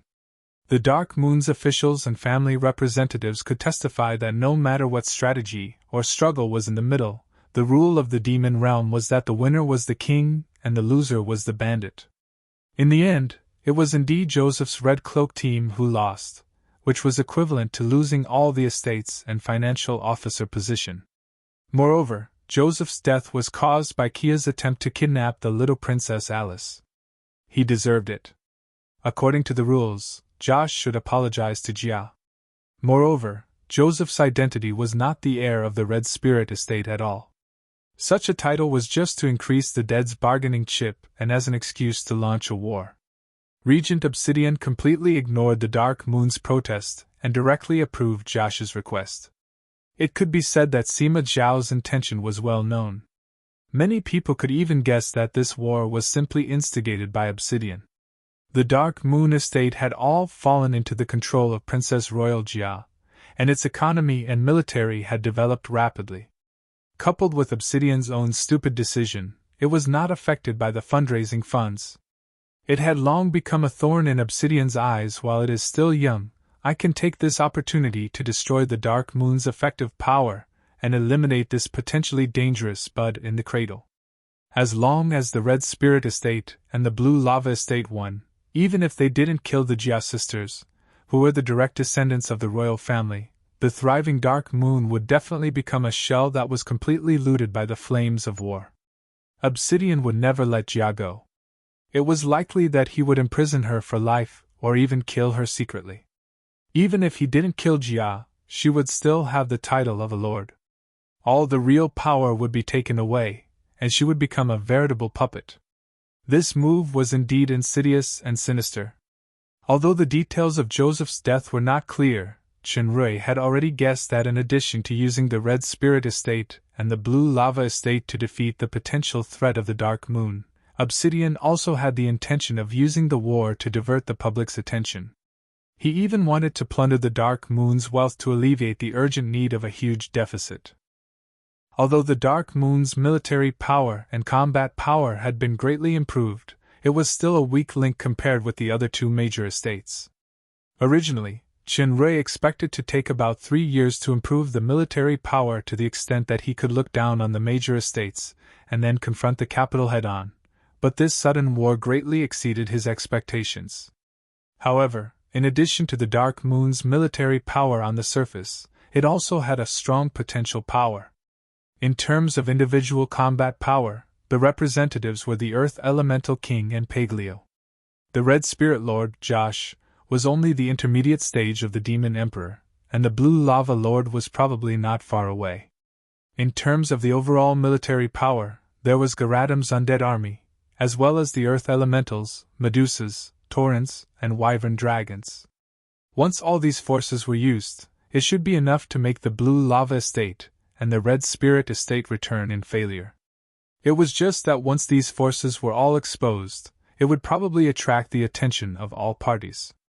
The most important thing was that this force was not controlled by Jiao. He had to go back to mobilize it. Therefore, he must rush back to the Dark Moon Estate as soon as possible to return to Athena and Kia, and to return to Jiao's side. Thank you, beautiful and charming lady.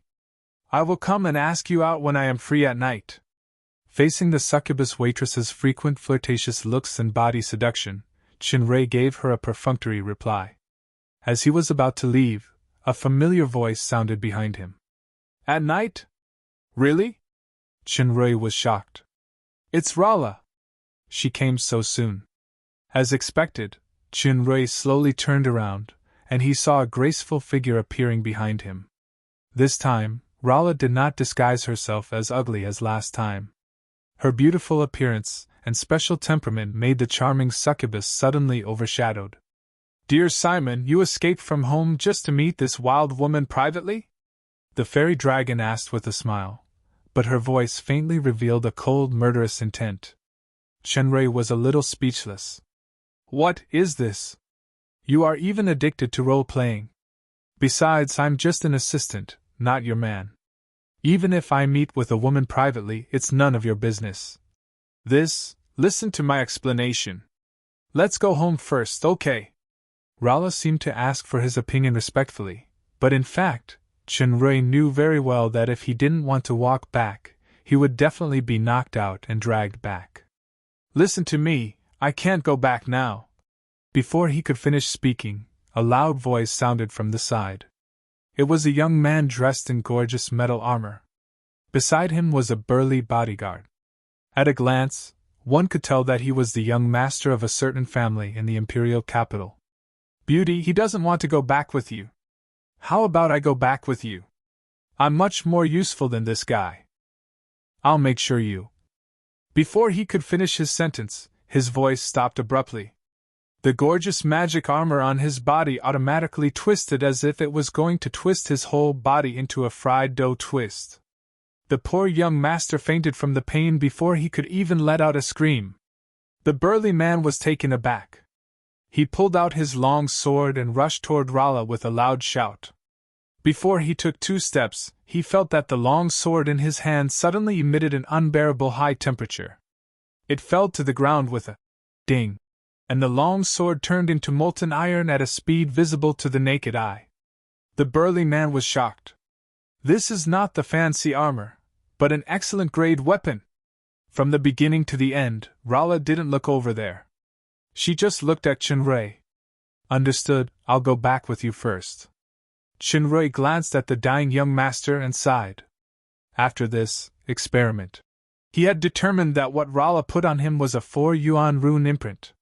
Yuan was the basic unit of ancient runes. The higher the yuan, the more complicated it was. However, the 4-yuan rune imprint was very complicated. Even with the information of deep analysis, it was very troublesome to remove it. But no matter how troublesome it was, it had to be removed. He had already set up star points in the capital area.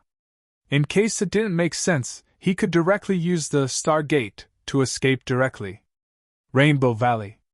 Miss Rala, you are the most intellectual woman I have ever seen. You love knowledge, respect knowledge, beautiful, kind, and considerate. Hearing this man list a lot of her advantages, Rala was dazed on the surface, but her heart was sweet. She didn't know since when she liked to listen to these unscientific, sweet words. Of course, it was only limited to this man. Forget it, forgive him for sneaking out to seduce a wild woman? That's not right. What he went out for seems to have nothing to do with me. I seem to just want to catch a escaped experimental subject. Now, there are a few important people in my life who are facing danger. Rala suddenly interrupted. More important than our experiment? In a sense, they are more important than our experiment. Chenrei paused and said with a solemn face, If someone wants to destroy our experiment, what will Miss Rala do? Rala's aura was great. I won't let it go easily. Chenrei took the opportunity to say, Yes, I am the same, so I have to leave to protect those who are very important to me. As long as this matter is solved, I will return to the Rainbow Valley again to study and experiment with you. Please believe me, miss, this is my most sincere request. Seeing Chinray's eager eyes, Rala, who wanted to make things difficult, couldn't help but soften her heart. She didn't pretend to be naive anymore. After thinking for a while, she finally nodded and said, "Okay, Miss is really a reasonable person." Chinray was overjoyed, but he heard Miss Long said with a serious face, "But you have to help me complete the 14 yuan rune decomposition first." Yuan was the basic unit of ancient runes. This 14 yuan rune field was the original field that Chinray copied from the Sword of Fallen Angel using the same ancient runes method. It was also a gift given to Rala by the Little Mirror Lake that day. Decomposition? Rala nodded. And if you are not here, it is difficult for me to complete the decomposition process smoothly alone. As for the follow-up experiment process, I can complete it independently. Splitting unknown runes was a job that required considerable brain power and technical content. Chinray had the skill of deep analysis, so he could calculate and process those rune fields extremely accurately. Therefore, in this regard, Rala really couldn't do without him. However, in the process of decomposition, there was a considerable chance that the activated rune would be induced to mutate. It might even be very dangerous. Seeing that Chinray was still hesitating, Rala added, "Well, if you complete this decomposition, I will remove the 6 yuan tracking rune mark on you." 6 yuan mark? It's even more ruthless than the 4 yuan mark I imagined. Chinray secretly thought that if it is a 6 yuan mark, then the time it takes to crack it is definitely longer than splitting the 14 yuan field. If I escape directly, the fairy dragon will definitely not give up. She will even use the mark to catch up. Okay, Miss Rala. Chinray nodded. Time is tight. Let's start immediately. Chapter 379. Rainbow Valley Laboratory. There were strange sounds from time to time. Some were roars, and some were vibrations. If it weren't for this special experiment room being reinforced with ancient runes and dragon inscription, it would have collapsed long ago.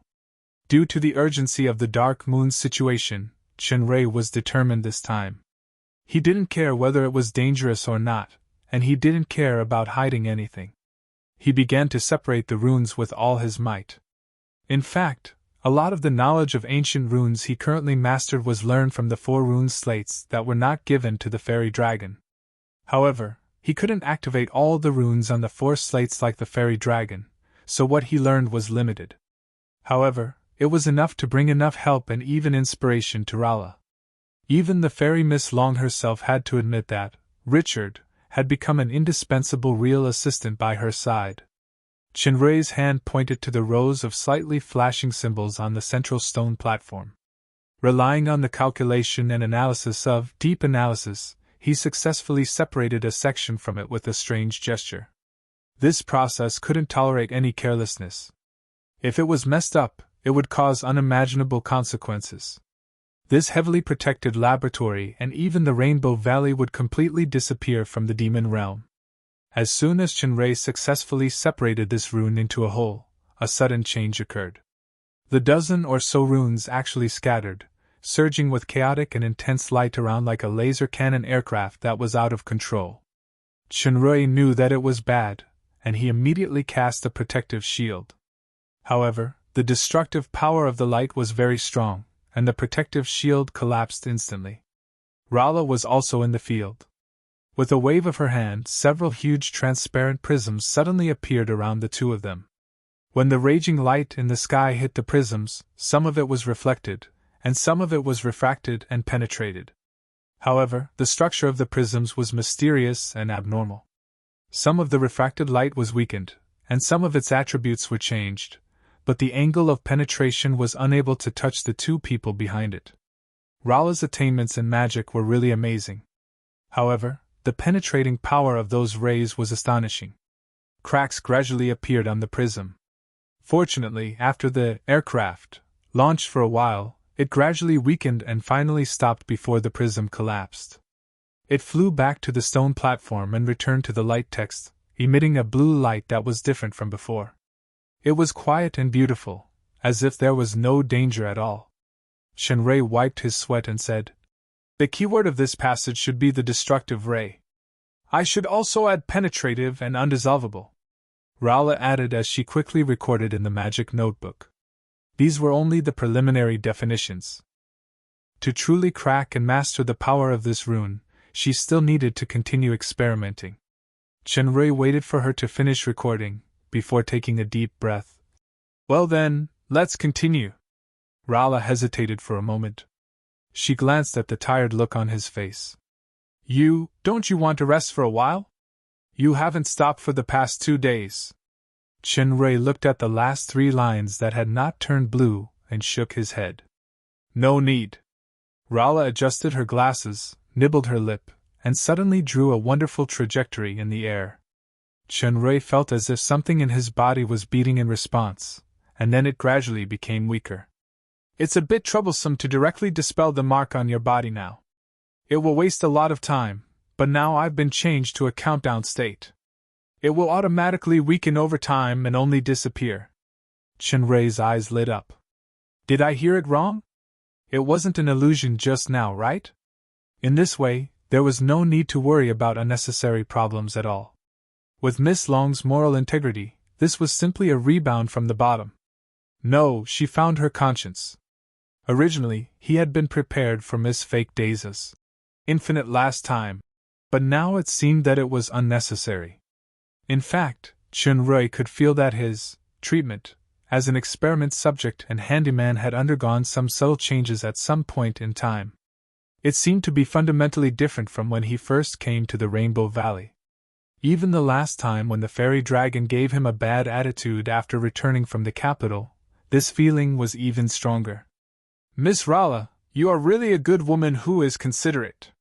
Shenrui sincerely praised her for the first time. "What?" Rala asked blankly. Let's continue. This reaction makes me suspicious." "Forget it, let's not complicate the issue." "Oh. Humph. Will you die if you praise me more?" A few hours later. "Miss Rala, the last paragraph seems to be a high-level chain rune." Rala was originally recording and analyzing. She was startled when she heard that. She stepped forward to take a closer look, and she was surprised. "It really is a high-level chain rune. Only rune paragraphs above 16 yuan have high-level chain attributes, then this paragraph has exceeded our original definition of 14 yuan. At least 16 yuan, the degree of danger should be quite high." Shenrui hesitated for a moment. "Then, do you still want to extract it?" "Of course. Don't worry." Rala almost patted her chest to guarantee. "I'm standing next to you.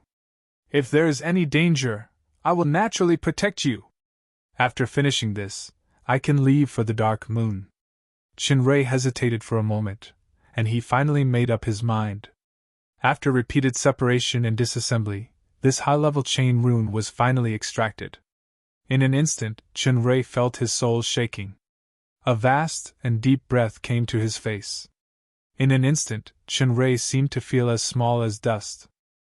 With his current strength, even if he faced a demon overlord, he did not feel so humble.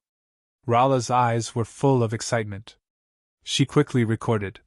"This should contain a trace of demigod territory breath." Shenrui was shocked. A trace of demigod territory breath? So powerful?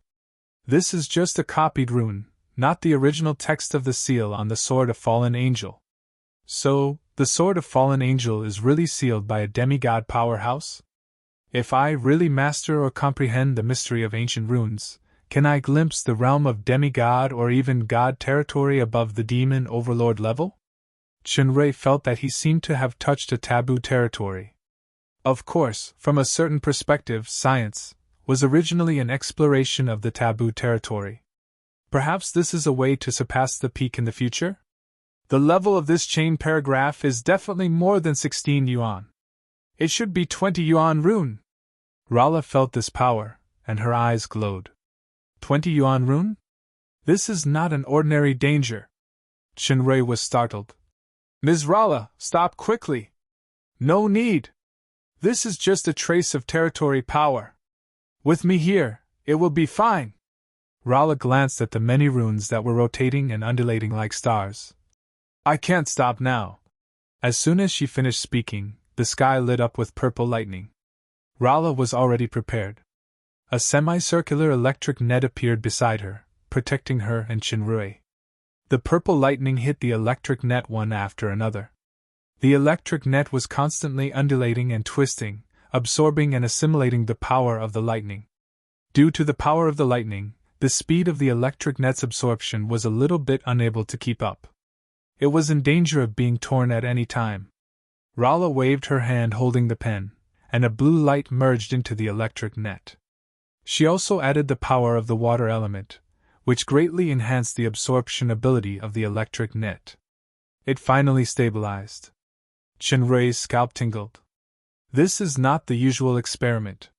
If I am really hit by these lightning, even if I have a special physique, I will really turn into a lump of charcoal. After Rala stabilized the electric net, she began to record again. Annihilation lightning, initial estimated power of 18 yuan, strong and weak sustained frequency. The raging lightning gradually subsided, and there were several dangerous situations. Even Rala almost failed. Chinrui's cold sweat dried and dripped again. It was simply playing a heart-pounding game of death. Rala was actually a little nervous, but seeing Chinrui's worried look, she calmed down a lot and added, "Why are you so worried? I said I will protect your safety. Now hold the pen and help me record." As soon as she finished speaking, there was a sudden change. The entire laboratory became a strange place. The surrounding space faintly rippled and twisted.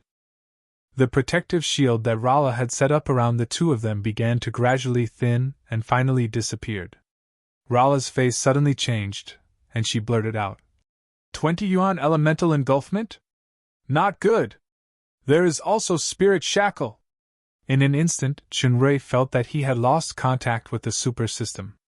No, it was not that the super system failed, but his own spirit power was shackled by a strange rule. Even the spiritual connection was blocked. He couldn't get in touch with the super system, leaving only the most basic strength of his body. The fairy dragon was a natural magician, but her physical strength was very weak. The elemental engulfment and spirit shackle were equivalent to an anti-magic territory. It was no different from completely removing the fairy dragon's strongest weapon.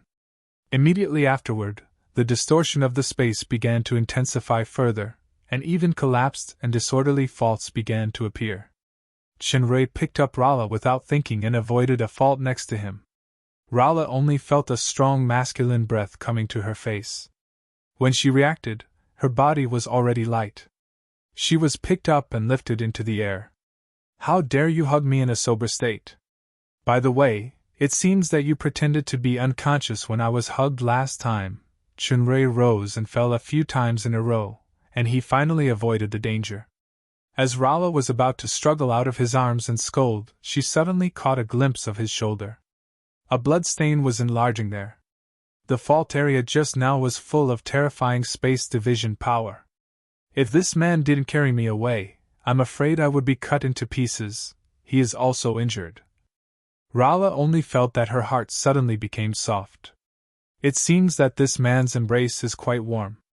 Why didn't I notice it last time? Bah! I should be thinking about this chain of advanced runes.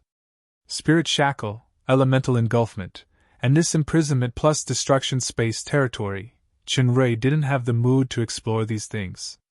The changes in the surrounding space were getting more and more severe. Collapses, cracks, and whirlpools continued to appear. There were terrifying death traps everywhere. It was like an unarmed soldier was passing through a minefield. If he was not careful, he would be completely annihilated. Isn't it just an experiment? Why is it so sad? It seems that a certain lady patted her chest and guaranteed it previously, but now this lady still needs my protection. What bad luck did I have recently? Since I cheated Obsidian and Brock, I started to be unlucky. First, I was caught by Rala in the capital, then I learned the bad news that the Dark Moon was about to encounter a war disaster. I finally persuaded Rala to leave after finishing the last part of the division, but such a problem happened. Now that I can't use the skills of the super system, teleportation, protective shield, Stargate, I'm afraid I can't escape. No! I must not die here. The Dark Moon is now facing a huge crisis, and Athena and the others are there. I must rush back as soon as possible. Although this 20-yuan level chain of advanced runes has the territory power of demigod level, it will eventually decline. As long as I persist through this period of time, I will definitely survive. After making up his mind, Chen Rui put away all the distracting thoughts and began to devote all his attention to the strange space full of destruction breath. While dodging and moving, Chen Rui's strength had been exerted to the extreme. He hugged Rala to avoid danger again and again, but the injuries on his body were also increasing. Let me down! Rala bit her lip and finally couldn't help but say again. This was already the 4th time. Without her as a burden, Chen Rui's chances of surviving alone should be much higher. He should be able to safely survive the effective time of the confined space. Stop nagging! Chen Rui shouted. He flicked his feet and avoided another danger. How dare you yell at me like this? Rala secretly clenched her teeth, and her hands involuntarily hugged him tightly. Time passed minute by minute, but this territory still showed no signs of decline. Instead, it became stronger and stronger as if there were signs of destroying everything inside. Under this high-intensity physical and mental pressure, Chen Rui's movements gradually slowed down. If it weren't for the passive attributes on his body that were still working, he would have collapsed due to exhaustion.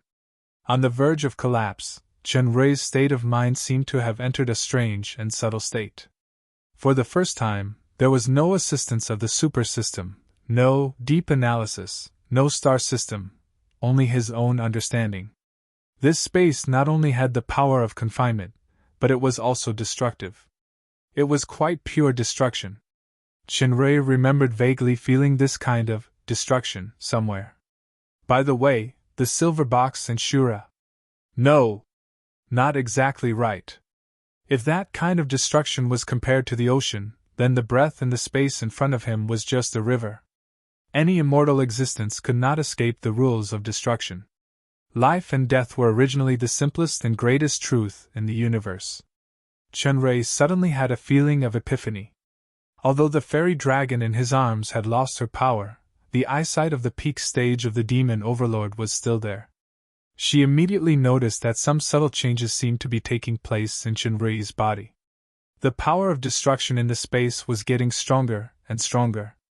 Even if they did not set foot in those dangerous areas, the terrifying breath of destruction could still destroy the lives inside.